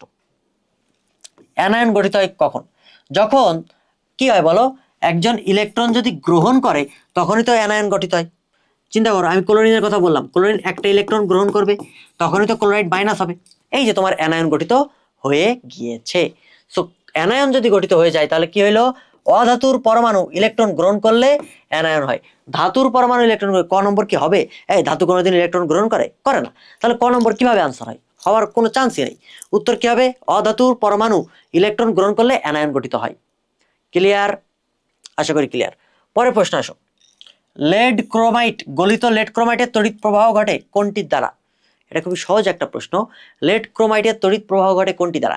এটা এইভাবে আসে নাই, এটাকে তুমি একটু ঘুরায় চিন্তা করো যে আমাদের পরিবাহী ছিল 2 রকম, একটা ধাতব পরিবাহী আর একটা তড়িৎ বিশ্লেষ্য পরিবাহী। ধাতব পরিবাহী কিভাবে তড়িৎ পরিবহন করতো বলো? ইলেকট্রনের মাধ্যমে। আর তড়িৎ বিশ্লেষ্য পরিবাহী কিভাবে তড়িৎ পরিবহন করতে বলো? আয়নের মাধ্যমে। তাই না? তোমরা আমাকে কমেন্টে জানাবা তড়িৎ বিশ্লেষ্য পরিবাহীতে কোন সূত্র কাজ করে, প্রযোজ্য, আর ধাতব পরিবাহীতে কোন সূত্র প্রযোজ্য। এটা তোমরা কমেন্টে জানাবা, তাহলে বুঝতে পারবো যে তোমরা আসলেই ক্লাস করছো, তোমরা মনোযোগী। তাহলে এই ক্ষেত্রে কি লেড ক্রোমাইট যেহেতু তড়িৎ বিশ্লেষ্য পদার্থ, সো সঞ্চারণশীল আয়ন দ্বারা, আয়নের মাধ্যমে তড়িৎ প্রবাহিত হয়। সহজ হিসাব। লেড ক্রোমাইট বলুক বা সোডিয়াম ক্লোরাইড বলুক বা ফেরাস সালফেট বলুক, যাই বলুক না কেন, তড়িৎ বিশ্লেষ্য মানেই আয়নের মাধ্যমে তড়িৎ প্রবাহন ঘটবে। ডান। আশা করি ক্লিয়ার। পরের প্রশ্নে চলো। কোন ধাতব বস্তুতে সিলভারের ইলেকট্রোপ্লেটিং করতে হলে কোন ব্যবস্থাটি সঠিক? সিলভারের ইলেকট্রোপ্লেটিং করতে হবে। তুমি একটু চিন্তা করে দেখো, ইলেকট্রোপ্লেটিং মানে কি? এই হচ্ছে আমাদের তড়িৎ বিশ্লেষণের ক্ষেত্রে পাত্র বা জার। এইটা হচ্ছে আমাদের অ্যানোড, আর এইটা হচ্ছে আমাদের ক্যাথোড। এটা সি, এটা এ অ্যানোড। এইবার চিন্তা করে দেখো তো, আমরা যেটা করব, ধাতব বস্তুর উপরে সিলভারের প্রলেপটা দিব। তাহলে ধাতব বস্তুকে তো স্থায়ী থাকতে হবে, এর উপরে জমা করতে হবে কিছু একটা। দ্যাট মিনস আমরা কি বলছিলাম, অ্যানোড ক্ষয় হয় আর ক্যাথোডে সঞ্চিত বা জমা হয়। তাহলে নিশ্চিতভাবে চিন্তা করো যে ক্যাথোডে ধাতব পদার্থটা থাকবে আর অ্যানোডে সিলভার থাকবে, কারণ সিলভার তো অ্যানোড থেকে ক্ষয় হবে, ক্ষয় হয়ে ক্যাথোডে জমা হবে। সো এর চারপাশে তখন আবরণটা তৈরি হয়ে যাবে, রাইট? এটাই তো ইলেকট্রোপ্লেটিং। তাহলে আমরা কি করব, আমরা এখানে যেটা দেখবো, ক্যাথোডে কে থাকতেছে, ধাতব পদার্থ থাকছে। ক্যাথোডে ধাতব বস্তু এইটাতে আছে, এইটাতে আছে। সো খ আর গ এর মধ্যে যে কোনো একটা আনসার হবে। অ্যানোডে কার্বন দিছো, সিলভার দিছো, আমরা কিসের প্লেটিং করতেছি, সিলভারের ইলেকট্রোপ্লেটিং। সো আনসার তো সিলভারের এটা দিয়েই হবে, আনসার হচ্ছে গ। শেষ। আর এই ক্ষেত্রে মনে রাখতে হবে, অ্যানোড যেটা ব্যবহার করি তার দ্রবণ ব্যবহার করতে হয়। তুমি যদি অ্যানোডকে এফি ব্যবহার করতা তাহলে দ্রবণ হইতো ফেরাস সালফেট। তুমি যদি অ্যানোড হিসেবে জিঙ্ক ব্যবহার করতা তাহলে দ্রবণ হইতো জিঙ্ক সালফেট। তুমি যেহেতু সিলভার ব্যবহার করছো তাই দ্রবণ হবে সিলভার নাইট্রেট। কথা ক্লিয়ার? এই কথাটা এখানে বলা আছে। সো আনসার হচ্ছে গ। পরের প্রশ্ন আসো, এটা তো চিত্র অবশ্যই অ্যাভয়েড করব। তারপর তোমাকে একটু বুঝাই দিই, এই চিত্রটা একটু বুঝাই দিই, এটা পড়ার দরকার নাই, বাট তোমার এইটাতে একটু বেসিক আছে বলে আমি এটা পড়াই দিতেছি। আর যেগুলোতে আসলে বেসিক নেই মুখস্থ, সেগুলো আমি তো স্কিপ করেই যাচ্ছি, তাই না? কপার তড়িৎদ্বার ব্যবহার করে কপার সালফেটের অম্লায়িত জলীয় দ্রবণে তড়িৎ প্রবাহিত করা হলো। গুড। প্রবাহিত তড়িৎ কারেন্টের মান স্থির থাকলে, অর্থাৎ আই এর মান স্থির, কপার ক্যাথোডের ভরে যে পরিবর্তন ঘটে, অর্থাৎ ক্যাথোডে কি হয়, তুমি সহজভাবে চিন্তা করো, ক্যাথোডে কি হয়, জমে নাকি ক্ষয় হয়? অবশ্যই জমে, ক্যাথোডে সঞ্চিত হয়। তাহলে ক্যাথোডে যদি সঞ্চিত হয়, ক্যাথোডে অবশ্যই ভর বাড়বে। যদি ভর বৃদ্ধি পায় সময়ের সাথে ক্যাথোডে ভর বাড়বে কিনা বলো? অবশ্যই বাড়বে। সো এটা বলছে ক্যাথোডে চেইন আকারে গেছে, ভর তো বাড়তেছে না, তার মানে এটা বাদ। ক্যাথোডের ভর দেখো নিচের দিকে নামতেছে, তার মানে ভর তো কমে গেল, এটা বাদ। ক্যাথোডে ভর বাড়তেছে, তার মানে এই আনসারটা হইতে পারে, ভর বাড়তেছে এই আনসারটা হইতে পারে। এখন আনসার হবে কোনটা? আমরা বলছি দেখো, কপার তড়িৎদ্বার ব্যবহার করে কপার সালফেটের অম্লায়িত জলীয় দ্রবণে এই হাবি যাবি কপার ক্যাথোডে, অর্থাৎ ক্যাথোডে তো অলরেডি কপার আছে নাকি নাই? আছে না? আছে। তার মানে ক্যাথোড কি একেবারে জিরো অবস্থায় ছিল? ছিল না। ক্যাথোডে তো কিছু পরিমাণ কপার ছিল, বা ক্যাথোডে তো অলরেডি একটা দণ্ড, কপারের দণ্ড তুমি ক্যাথোড হিসেবে ব্যবহার করছো। তার মানে এটা তো জিরো কখনোই হওয়া সম্ভব না। আনসার কি হবে? এই যে উপর থেকে আনসার হচ্ছে কি 3 নম্বর গ। পারা যাবে? ব্যাখ্যাটা কি বুঝছো, বেসিকটা? যে ক্যাথোড কখনো জিরো হইতে পারে না, অ্যানোডও জিরো হওয়া সম্ভব না। সো এখানে উপর থেকে যাচ্ছে, যেহেতু ক্যাথোডে জমা হয়। আর যদি অ্যানোডের কথা বলতো তাহলে এইটা হচ্ছে অ্যানোড, যে এখানে অ্যানোডের ভর, এই যে অ্যানোডের ভর কমতেছে। বুঝছো? এই হচ্ছে কাহিনী। পরেরটা উদ্দীপক রিলেটেড বাদ। সো 63-তে চলে আসো। 63 একটা মজার প্রশ্ন, এটা একটা ভেরি ভেরি ইম্পর্টেন্ট। 63 মজার প্রশ্ন, আমরা মজার প্রশ্নটা একটু সলভ করার চেষ্টা করব। আমরা যদি সলভ করতে যাই, ফার্স্টের দিকে দেখো, যে পরিমাণ তড়িৎ চার্জ প্রবাহিত করলে, অর্থাৎ কিউ সেম এতটুকু আমি বুঝে ফেলছি।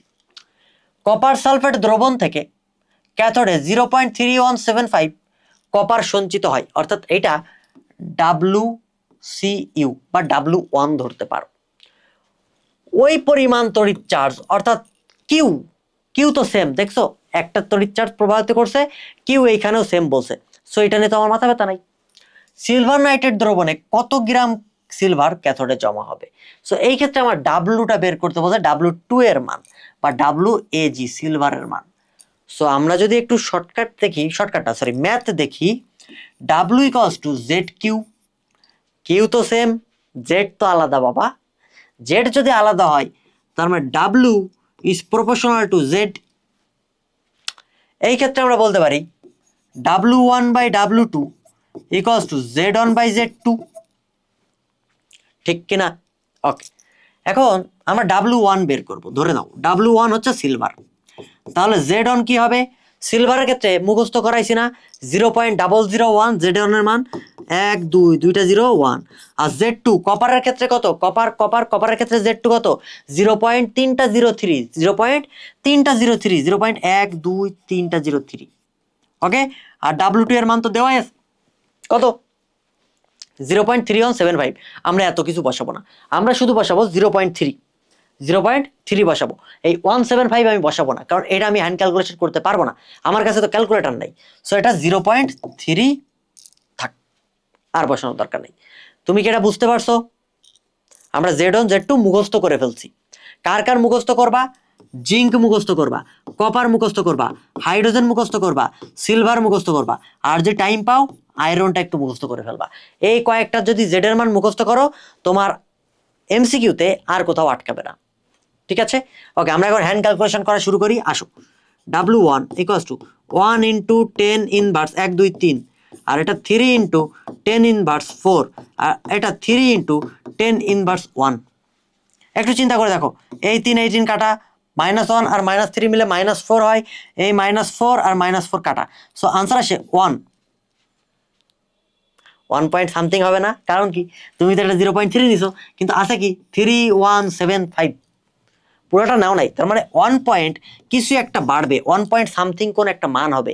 এখন অপশনে চলে আসো, এটা 0.10 জীবনেও হবে না, 2 পয়েন্ট জীবনেও হবে না, 0.5 জীবনেও হবে না, এইটা দেখো 1 পয়েন্ট, 1.07, 1.0788, তার মানে কি 1 পয়েন্ট সামথিং। আনসার খ।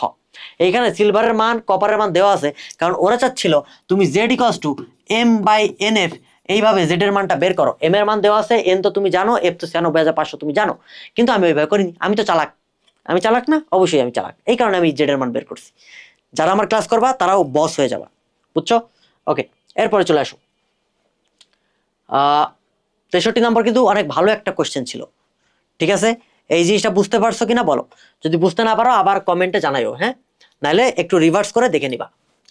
সালফিউরিক অ্যাসিডের জলীয় দ্রবণে 1 ফ্যারাড তড়িৎ চার্জ প্রবাহিত করলে এনটিপিতে ক্যাথোডে কি পরিমাণ হাইড্রোজেন গ্যাস সঞ্চিত হবে? চিন্তা করো, সালফিউরিক অ্যাসিডে হাইড্রোজেন কয়টা আছে? 2টা। এই ইলেকট্রন তাহলে কয়টার সাথে লেনাদেনা করবে, আদান প্রদান করবে? 2টা। তাহলে 2 ফ্যারাড, অর্থাৎ সোজা কথা 2 ফ্যারাড বিদ্যুৎ চালনা করলে 1 মোল হাইড্রোজেন গ্যাস জমা হয়, রাইট? আর 1 মোল হাইড্রোজেন গ্যাস মানে কি, যেহেতু দেখো এখানে লিটারের কথা বলছে, সো 22.4 লিটার, এটা দিয়েই আমাদের হিসাব করতে হবে। তার মানে 2 ফ্যারাড বিদ্যুৎ চালনা করলে 22.4 লিটার হাইড্রোজেন জমা হয়। 1 ফ্যারাড বিদ্যুৎ চালনা করলে 22.4 ডিভাইড বাই 2, এটা ভাগ করলে তো 11.2 আসে। আনসার হচ্ছে 11.2 লিটার। খ। কত সহজ না? খুবই সহজ। এগুলাই হ্যান্ড ক্যালকুলেশন। এইগুলো যদি তোমরা না পারো, ফ্যারাডের সূত্র প্রযোজ্য কোথায় আগেও একবার করাইছি, সো এই বহুপদী বাদ। নিচের কোনটি কম সক্রিয় ধাতু? কম সক্রিয় ধাতু বলতে কি বোঝাচ্ছি? সক্রিয়তা সিরিজের নিচে কে আছে? সক্রিয়তা সিরিজের নিচে অ্যালুমিনিয়াম আছে, ম্যাগনেসিয়াম আছে, আয়রন আছে না মার্কারি আছে? অবশ্যই মার্কারি আছে। সো মার্কারি হচ্ছে কম সক্রিয় ধাতু। এরপর চলে আসো 67 68, এটা বহুপদী, এগুলা বাদ, উদ্দীপক রিলেটেড। 69-এ চলে আসো, শুষ্ক কোষের বিভবের মান কত? আমরা অলরেডি পড়াই ফেলছিলাম 1.5 ভোল্ট, তাই না? পরে প্রশ্ন আছে, প্রমাণ হাইড্রোজেনের তড়িৎদ্বার বিভবের মান কত? 70 নাম্বারের আনসার তোমাদের HW তোমরা কমেন্ট সেকশনে জানাবা। আমরা কিন্তু এটা নিয়ে অনেক বেশিবার পড়ছি, হাইড্রোজেন তড়িৎদ্বার শুরুতেই বলে দিছি। সো প্রমাণ হাইড্রোজেন তড়িৎদ্বারের বিভবের মান কত, এটা তোমরা কমেন্টে জানাবা। আমি দেখবো যে 70-এর আনসার এটা দিছো, তাহলে বুঝতে পারবো তোমরা ক্লাস করছো। ক্লাস করলে আমরা পরবর্তীতে আরো ভিডিও দিব। ঠিক আছে বাবারা? আর তোমরা বুঝতে পারছো, তাহলে আমার ক্লাস নেওয়াটা সার্থক হবে। এটাই, রেসপন্স করাটা জরুরি। এই 72 নম্বর আনসারেরও তোমাদের পারার কথা। বিজারণ বিভবের মানের ক্রমানুসারে সাজাও। তার মানে কি, সক্রিয়তা সিরিজ অনুসারে সাজাইতে হবে। এইটার দিকে তাকাও, সোডিয়াম সক্রিয়তা সিরিজের উপরে, ম্যাগনেসিয়াম তার নিচে, অ্যালুমিনিয়াম সবার নিচে, এইটা সক্রিয়তা সিরিজের নিচে অবস্থিত। তাহলে বিজারণ ক্ষমতা এইভাবে চলে। ঠিক আছে, আপেক্ষিক পরিবাহিতার একক কি? আপেক্ষিক পরিবাহিতার একক হচ্ছে তোমার কি ছিল বলো, যে পার ওহম ছিল, তাই না? এটা ছিল পরিবাহিতার একক। এখন যখন আপেক্ষিক পরিবাহিতার এককের কথা বলছে, আমাদের এখানে সেন্টিমিটারের একটা কথা চলে আসে, পার ওহম সেন্টিমিটার ইনভার্স 1। এটা আপেক্ষিক পরিবাহিতার একক ছিল কিনা? অবশ্যই ছিল। সো এই 3টা পরিবাহিতার একক তোমাকে মুখস্থ রাখতেই হবে। আপেক্ষিক পরিবাহিতা, তুল্য পরিবাহিতা, আর তোমার মোলার পরিবাহিতা। প্রত্যেক পরিবাহিতার একক যেন ঠোঁটের আগায় থাকে, এটাই পরীক্ষা আসবে। আনসার হচ্ছে খ, পার ওহম পার সেন্টিমিটার। এই ওহমকে আমরা এইভাবেও লিখতে পারি, ওহম ইনভার্স 1 সেন্টিমিটার ইনভার্স 1। এই ওহম ইনভার্স 1কে আবার উল্টায় লেখা যায়, যেহেতু ইনভার্স 1 উল্টায় দাও, MHO মোহ সেন্টিমিটার ইনভার্স 1, MHO করে দিলাম ওহমকে, তাই এটা এরকম হয়ে গেছে। ডান। এরপরে চলে আসো 74 নাম্বার। লেড স্টোরেজ সেলে কোনটি বিজারিত হয়? এটা অবশ্যই পারা উচিত। বিজারিত কোথায় হয় বলো? অ্যানোডে কি হয়? জারণ ঘটে। আর ক্যাথোডে কি হয় বলো? বিজারণ ঘটে। সো ক্যাথোডে যদি বিজারণ ঘটে তার মানে বিজারিত কি হচ্ছে? লেড অক্সাইড হচ্ছে। লেড অক্সাইড কই? পিবি সালফেট, এই যে লেড অক্সাইড, এটা ক্যাথোড হিসেবে ইউজ হয়। পরের প্রশ্নটা বহুপদী, সোটা বাদ। এর পরের প্রশ্ন আসো, এটাও আমরা পড়াই ফেলছি। দেখছো এক সালফুরিক অ্যাসিড নিয়ে কতগুলা তথ্য দিছি, সেই ইনফোগুলো কোথায় কাজে লাগতেছে? লেড সঞ্চয়ী কোষে সালফুরিক অ্যাসিডের আপেক্ষিক গুরুত্ব কত? আমরা বলছিলাম না 1.29 গ্রাম পার সিসি। এবার মিলাও 1.8 না, 1.88 না, 1.5 না, 1.2। 1.29 বলে নাই, 1.2 মানে তো এটাই আনসার হবে, ঠিক না?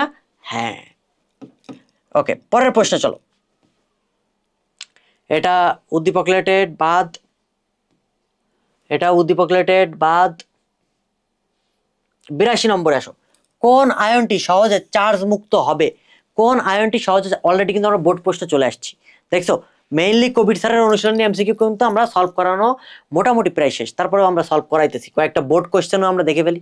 কোনটি আগে চার্জ মুক্ত হবে? চিন্তা করো, সক্রেতা সিরিজের যে নিচে আছে সে আগে চার্জ মুক্ত হবে। কে নিচে আছে? হাইড্রোজেন, অরাম, এই যে Au3+ সবার নিচে, তার মানে এ আগে চার্জ মুক্ত হবে। ক্লিয়ার? পরের প্রশ্ন আসো।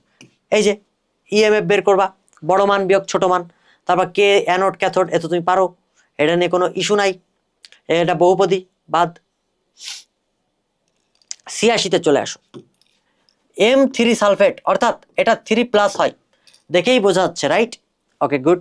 যদি এই ঘটনাটা ঘটে, 1 অ্যাম্পিয়ার অর্থাৎ আই এর মান দেওয়া আছে, তড়িৎ প্রবাহিত করলে ক্যাথোডে 1 গ্রাম এম জমা হয়, ডাব্লিউ এর মান দেওয়া আছে। এম ধাতুর পারমাণবিক ভর অর্থাৎ এম এর মান দেওয়া আছে 40, জমা করতে কত সময় লাগে? টি বের করতে হবে। সো টি যদি বের করতে হয় আমরা একটু ফর্মুলা অ্যাপ্লাই করি, W equals to Z I T, right? এখন ডাব্লিউ ইকুয়ালস টু জেড এর মান তো আমরা মুখস্থ না, কারণ এটা এম বলে দিছে, কোন ধাতু কি দেখি আমরা কিচ্ছু জানি না। So M by N F IT, অনেকে ইএফ দেয়, আমি এনএফ দিই, একই কথা, এটা নিয়ে চিন্তার কোনো কারণ নেই। সো ডাব্লিউ এর মান কত বলো? ডাব্লিউ এর মান 1 গ্রাম, এম এর মান কত? 40, এন এর মান কত? যেহেতু 3 সালফেট সো 3, আর এফ এর মান 96,500, আই এর মান কত? 1 অ্যাম্পিয়ার। টি বের করব। এখন টি যদি বের করি, উল্টাই দাও, 3 ইন্টু 96,500 ডিভাইড বাই 40, ঠিক না? ও এটা তো 0.1, 0.1, আয়ের মান 0.1, তাহলে আর এটা কি হবে? তোমার 0.1 থেকে যাবে। যদি 0.1 থেকে যায়, এই ক্ষেত্রে দেখো 40কে তুমি ভেঙে ফেলো, এই জিরোটাকে পাঠাই দাও, জিরোটাকে যদি পাঠাই দিই, বাদ দিয়ে দিই, তাহলে এটা 4 থাকে, কারণ এই যে 0.1 ছিল, 0.1 মানে কি 1/10, 1/10 মানে 40কে আমরা ইয়া করে ফেলছি। যদি এটা হয়, এই যে 0.1 মানে কি 1/10, তার মানে 10 আর এই শূন্য কাটা, তার মানে 4 থাকে উপরে, আর নিচে 3 into 96,500, so 3 into 96,500 divide by 4, এটা তো টি এর মান। এখন বের করো, আমরা 96,500কে জাস্ট 96,000 ধরবো, 500 আমরা কাউন্ট করব না, 500 আমরা কি করব না, কাউন্ট করব না। এখন এই 96কে তুমি 4 দিয়ে ভাগ করো তো কত হয়? 24 হয়। দেখো 4 দুগুণে 8 আর 4 4 16, 24 হয়। তার মানে এটা যখন 96,000 ছিল, এটা 24,000 হইতো, তাই না? ওইদিকে আমরা যাবো না, 96,500 মানে নিশ্চিত 24,000 সামথিং কিছু একটা হবে। ওইদিকে যাচ্ছি না, আমরা যা 96-তে কাজ করতেছি, এরপরে তো মানটা বাড়বে। তারপর 24 আসলো, তার বাকি থাকে কি 3 থাকে। তারপর ফার্স্টে আমরা এতটুকুর কাজ করে ফেলছি, 96,500কে 4 দিয়ে ভাগ করে 24 পাইছি। এখন 24কে 3 দিয়ে গুণ করে দাও, 3 দিয়ে গুণ করলে কত হয়? 72। তার মানে 7200 সামথিং কোন একটা মান পাবো, রাইট? এত সেকেন্ড টি এর মান বেরোইছে কিনা বলো? সহজ না? ক্যালকুলেটর করা যায়, আমরা ক্যালকুলেটর তো করবো না, আমরা হ্যান্ড ক্যালকুলেশন শিখতেছি। আবার বুঝো, ডাব্লিউ সমান সমান জেড আইটি সূত্র বসাইছি, ডাব্লিউ এর মান 1, M by N F, M এর মান 40, এন এর মান 3, 96,500, আই এর মান 0.1, আর টি তো টি বের করতে হবে। আই এর মান 0.1, 1 মানে কি 1/10, 1/10 মানে কি এই যে 1 বাই যখন 10 হয়ে গেল, এই 10 আর 40 কেটে 4 হয়ে যায় না? এরপর টি বের করো, এই পাশে সব পাঠাই দাও, তাহলে উপরের দিকে 3 ইন্টু 96,500, নিচে 4 হয়, আর টি তো টি থাকে। তার মানে আগে আমরা ভাগটা করে ফেলছি, 96,500 4 দিয়ে ভাগ করছি, ভাগ করলে আমাদের 24 আসে, কারণ কি আমি শুধু 96টাকে নিছি, আর পরের কোনো ডিজিট আমরা নিই নাই। এরপরে আমরা কি করছি, 3 দিয়ে সেটারে গুণ করে দিচ্ছি, অর্থাৎ 7200 বা 7000 সামথিং হবে আনসার। দেখি 20 সেকেন্ড হবে না, 1206 বাদ 24.125 সেকেন্ড না, এই দেখো 7200 সেকেন্ড, এই যে 72,375 সেকেন্ড। বুঝছো? বুঝছো? আশা করি ক্লিয়ার। প্রভাত কালে মুরগি নাচে ডালে। পরের প্রশ্ন আসো, নিচের কোনটিতে বিদ্যুৎ উৎপন্ন হয় না? খুবই সুন্দর একটা প্রশ্ন। তোমাকে আমি যখন পড়াবো, তুমি বই পড়তে গেলেও দেখতে পাবা গ্যালভানিক কোষ বা তড়িৎ রাসায়নিক কোষে বিদ্যুৎ কিন্তু উৎপন্ন হয়। আগে তড়িৎ রসায়নে বিশ্লেষণটা ঘটে, তারপরে বিদ্যুৎ উৎপন্ন হয়। আর তড়িৎ বিশ্লেষ্য কোষে কি হয়, উপরে ব্যাটারি থাকে, আমরা উপর থেকে কি করি বলো, আগে বিদ্যুৎ প্রবাহ করি, তারপরে বিশ্লেষণ ঘটে। তাহলে তড়িৎ বিশ্লেষ্য কোষে কি বিদ্যুৎ উৎপন্ন হয়েছে? হয় নাই, আমাদেরও বাইরে থেকে বিদ্যুৎ দেওয়া লাগছে। তাহলে আনসার কি হবে, তড়িৎ বিশ্লেষ্য কোষ। এখানে কোনো বিদ্যুৎ উৎপন্ন হয় না। লিথিয়াম আয়ন ব্যাটারিতে বিদ্যুৎ হবে, এটাতেও বিদ্যুৎ হবে, এটাতেও বিদ্যুৎ হবে। সো চিন্তার কোনো কারণ নাই। 88 88, এটা তো তোমার হচ্ছে একটা বহুপদী বাদ। এরপর চলে আসো, সেমিকন্ডাক্টর হিসেবে কোনটা ব্যবহৃত হয়? এটা তো সবারই পারা উচিত, তাই না বাবারা? যদি না পারো তাহলে তুমি মারা খেয়ে গাছে উঠে গেছো। জার্মেনিয়াম। জার্মেনিয়াম আর কোনটা? সিলিকন। জার্মেনিয়াম আর সিলিকনকে সেমিকন্ডাক্টর বলা হয়। এটা নিয়ে ফিজিক্সের আলাদা একটা চ্যাপ্টারই আছে, তাই না? এটা যদি না পারো তাহলে তোমার জীবন যেখানে যেমন হয়ে যাবে। কোন ব্যাটারিটি হার্টের পেসমেকারে ব্যবহৃত হয়? খুবই সহজ একটা প্রশ্ন। হার্টের পেসমেকারে তুমি কখনো চার্জ দিতে দেখছো? দেখো নাই। এটা কি রিচার্জ করা যায়? যায় না। তার মানে লিথিয়াম আয়ন ব্যাটারি হবে না। আর যেটাতে চার্জ করা যায় না সেগুলোতে লিথিয়াম ব্যাটারি। অর্থাৎ হার্টের পেসমেকারে আমরা যেটা ব্যবহার করি শুধুমাত্র লিথিয়াম ব্যাটারি। এটার আরেকটা নাম হচ্ছে লিথিয়াম SVO ব্যাটারি। এটার মেয়াদ অনেক বইতে 5 থেকে 10 বছর দেওয়া, অনেক বইতে 7 থেকে 10 বছর দেওয়া। সো 7 থেকে 10 বছর বা 5 থেকে 10 বছর পরে আমরা লিথিয়াম ব্যাটারিকে রিপ্লেস করতে পারি, বাট কখনো চার্জ দিতে পারি না। তাহলে এখানে আনসার কি হবে, লিথিয়াম SVO ব্যাটারি। এটা তো lithium ion battery. Ion battery তো হবে না, আয়ন কথার মানে সেকেন্ডারি ব্যাটারি, এবং সেটা চার্জ দেওয়া যায়। হার্টের পেসমেকারে তো এটা ব্যবহার করা হয় না। কথা কি বোঝা গেছে? আশা করি ক্লিয়ার। ওকে, এই লিথিয়াম ব্যাটারির একটু জানাই রাখি যে 3টা লিড থাকে। কয়টা লিড থাকে? 3টা লিড, 3টা তার থাকে। এটা যদি হার্টের চেম্বার হয়, এটা রাইট অ্যাট্রিয়াম। তোমাদের বায়োলজি পড়ে, কেমিস্ট্রি পড়তে পড়তে একটু বায়োলজিও পড়ে, হ্যাঁ। তোমাদের বায়োলজি, ফিজিক্স, কেমিস্ট্রিতে কোথাও যদি শর্টকাটের দরকার হয় তোমরা কমেন্টে জানাবা। ওই যে জিৎ বিশ্বাস পেজ বা বস মেথড বলে একটা প্লে লিস্ট আছে, ভার্সিটোলজি মেডিলজি ইউটিউব চ্যানেলে দেখবা, আর আমার জিৎ বিশ্বাস পেজে দেখবা। দেখবা বস মেথড দিয়ে একটা প্লে লিস্ট আছে, ওইখানে জানাইতে পারো। ওই রকম আমি একটা শর্ট প্লে লিস্ট বানাই দিব। যদি বায়োলজি, ফিজিক্স, কেমিস্ট্রি তোমার কোনো রকম সমস্যা থাকে আমাকে জানাবা। রাইট অ্যাট্রিয়াম, রাইট ভেন্ট্রিকল, এটা left atrium, left ventricle. So এইখানে আমরা যে লিডটা ব্যবহার করি, এটা তো 3টা লিড হয় সর্বোচ্চ। 1 লিডের যে পেসমেকার সেটা যাবে রাইট অ্যাট্রিয়ামে, 2 লিডের যে পেসমেকার সেটা রাইট অ্যাট্রিয়ামে একটা যাবে, আর একটা যাবে রাইট ভেন্ট্রিকলে।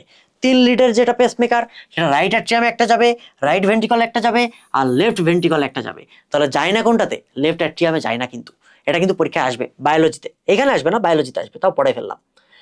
ওকে, এরপর চলে আসো, ক্যালোমেল কোনটি? একটু আগে পড়াইছি। ক্যালোমেলের সংখ্যা Hg2Cl2। ড্রাই সেলের বিভব কত? একই জিনিস আবার রিপিট হয়েছে, 1.5 ভোল্ট। এবার বুঝছো যে কিভাবে পড়তে হয়? একই জিনিস তুই বারবারই পাবা। প্রাইমারি নির্দেশক তড়িৎদ্বার কোনটা? মুখ্য নির্দেশক বা প্রমাণ হাইড্রোজেন তড়িৎদ্বার, SHG। এটা নিয়ে আমরা প্রথমেই আলোচনা করছি, তাই না? এরপর চলে আসো, লবণ সেতুতে কোন লবণ ব্যবহার করা হয়? লবণ সেতুতে আমরা জানি পটাশিয়াম ক্লোরাইড লবণ ব্যবহার করে, আরো অনেক লবণ ব্যবহার করে, বাট বেস্ট অপশন হচ্ছে পটাশিয়াম ক্লোরাইড। কত মোলার ছিল? 0.1 মোলার। 0.1 মোলার পটাশিয়াম ক্লোরাইড লবণ ব্যবহার করা হয়। এরপর ফুয়েল সেলের নিচের কোনটি তড়িৎদ্বার হিসেবে ব্যবহার হয়? ফুয়েল সেলের নিচের কোনটি তড়িৎদ্বার হিসেবে ব্যবহার হয়? আমরা পড়াইছি না প্লাটিনাম। ফুয়েল সেলে প্লাটিনাম হচ্ছে তড়িৎদ্বার হিসেবে ব্যবহার হয়। আবার গ্রাফাইটও থাকে, হ্যাঁ, প্লাটিনামের আবরণে গ্রাফাইটও থাকে। সো এই ক্ষেত্রে বেস্ট অপশন, এখানে 2টা আনসারই হয়, বাট বেস্ট অপশন কোনটা বলো তো? বেস্ট অপশন হচ্ছে গ্রাফাইট। কেন? কারণ আমরা বলবো প্লাটিনাম তড়িৎদ্বারে ফার্স্টে এখানে গ্রাফাইট থাকে, এর বাইরের আবরণে থাকে প্লাটিনাম। সো প্লাটিনামটা না দাগানোই বেটার। বইতে 2টাই আনসার দেওয়া আছে, সো আমরা জাস্ট গ্রাফাইটটা পড়বো। ফুয়েল সেলে কোন তড়িৎদ্বার ব্যবহার করা হয়? গ্রাফাইট। এখন যদি বলে কোন আবরণযুক্ত তড়িৎদ্বার, তখন বলবো প্লাটিনাম। কথা ক্লিয়ার? ওকে, এরপর চলে আসো, নিচের কোনটি লেড স্টোরেজ সেলের সংকেত? আগেও পড়াইছি, এই যে লেড অক্সাইড থাকবে ক্যাথোডে আর লেড থাকবে অ্যানোডে, অন্যান্যগুলো তো লেড অক্সাইড নাই, তার মানে ক্যাথোড হওয়ার কোনো চান্সই নাই, সো এটা বাদ। নিচের কোন সেলটি রিচার্জ করা যায়? আবারও সেম প্রশ্ন, রিচার্জ করা যায় মানে সেকেন্ডারি ব্যাটারি, আয়ন কথাটা থাকবে, এই যে লিথিয়াম আয়ন ব্যাটারি। সহজ না? কত মজা, সেম প্রশ্ন বারবার পাবা, এগুলো সব বোর্ডের প্রশ্ন, দেখছো? জিঙ্কের তড়িৎ রাসায়নিক তুল্যাঙ্ক কত? একটু আগে পড়াইছিলাম, এই যে 3.388 10⁻⁴ মুখস্থ করতে বলছি। 4টা তড়িৎ রাসায়নিক তুল্যাঙ্ক কিন্তু মুখস্থ করতে বলছি, ওটা মুখস্থ করে ফেলবা, কোনো কিচ্ছু করার নাই। 5 অ্যাম্পিয়ার কারেন্ট 30 সেকেন্ডে প্রবাহিত হবে, চার্জ কত? 5 × 30, কারণ কি কিউ সমান IT, that means 150 coulomb, 150 coulomb coulomb, তো না, ব্লুম ব্লুম ব্লুম। এরপর রিচার্জেবল ব্যাটারি কোনটা? এটা একটা বহুপদী, পারার কথা, তোমার পারার কথা। Lead storage battery, lithium ion battery, 1 আর 2। লিথিয়াম ব্যাটারি তো রিচার্জ করা যায় না, সো 3 নাম্বার জীবনেও অপশন হবে না। আর বহুপদী পড়াবো না, মেলা বহুপদী পড়াইছি, উদ্দীপকও অনেকগুলো পড়াইছি। 104 নম্বরটা দেখো, লেড স্টোরেজ সেলে কোনটি বিজারিত হয়? আবারও সেম প্রশ্ন, লেড অক্সাইড বিজারিত হয়। দেখো আমরা মেইনলি কবির স্যারের যে এমসিকিউ সেটা শেষ করে ফেলছি, তড়িৎ রসায়ন। এরপর দেখো বোর্ড প্রশ্ন 2019, এটা তুমি ইন্টারমিডিয়েটে পড়ছো, বিভিন্ন গাইড টেস্ট পেপার খুললে পাবা। তাছাড়াও আমি কিন্তু বোর্ড প্রশ্ন আরও সলভ করাইছি, 17-18 সালেরও বোর্ড প্রশ্ন সলভ করাই ফেলছি। এটা আসলে করানো উচিত হয় নাই, এটা তোমার করার দায়িত্ব, বাট তাও কবির স্যারের মেন যে এমসিকিউ সেটা সলভ করার পরেও আমরা কিন্তু বোর্ড প্রশ্ন সলভ করে দেখাইছি। এইখানেও দেখবা সেম প্রশ্ন বারবার রিপিট হয়ে গেছে। সো আমাদের তড়িৎ রসায়ন কবির স্যারের এমসিকিউ সম্পন্ন হলো, এবং আমি তোমাকে এমনভাবে পড়াইছি যে তোমার অন্য কোনো রাইটার, ইভেন তুমি হাজারিনাক স্যারের বইও অনুশীলনে সলভ করা লাগবে না। তুমি যদি আমার মেথডটা শিখে যাও যে একটা এমসিকিউ সলভ করবা খুব ভালোভাবে, তাহলে বাকি এমসিকিউ সলভ করতে হবে। আমি শেষের দিকে কি তোমাকে কিছু বুঝাই নাই কিন্তু, কেন বলো তো? কারণ ওই যে আগে পড়াই ফেলছি, যে এই এমসিকিউ আবার পড়ছে আগে একবার, আবার এখানে এসে পড়া লাগলো, এই কারণে। সো পড়তে হবে এইভাবে, দেখবা অনেক জিনিস সামনে পাবা। সো পড়ার টেকনিকটা শিখে যাও, ক্লাসটা করে যাও, আর রিভিউ দিও কেমন লাগলো। আর যদি কোনো সমস্যা হয় বা কোথায় কি প্রবলেম আমাকে জানাইতে পারো। তোমাদের জিৎ ভাইয়া আছে শর্ট ভিডিও, আমি কিন্তু অলরেডি দিতেছি, বস মেথড প্লে লিস্টে পাবা, আবারও বলছি। সো এটা নিয়ে প্যারা খাওয়ার কোনো দরকার নাই। Best of luck.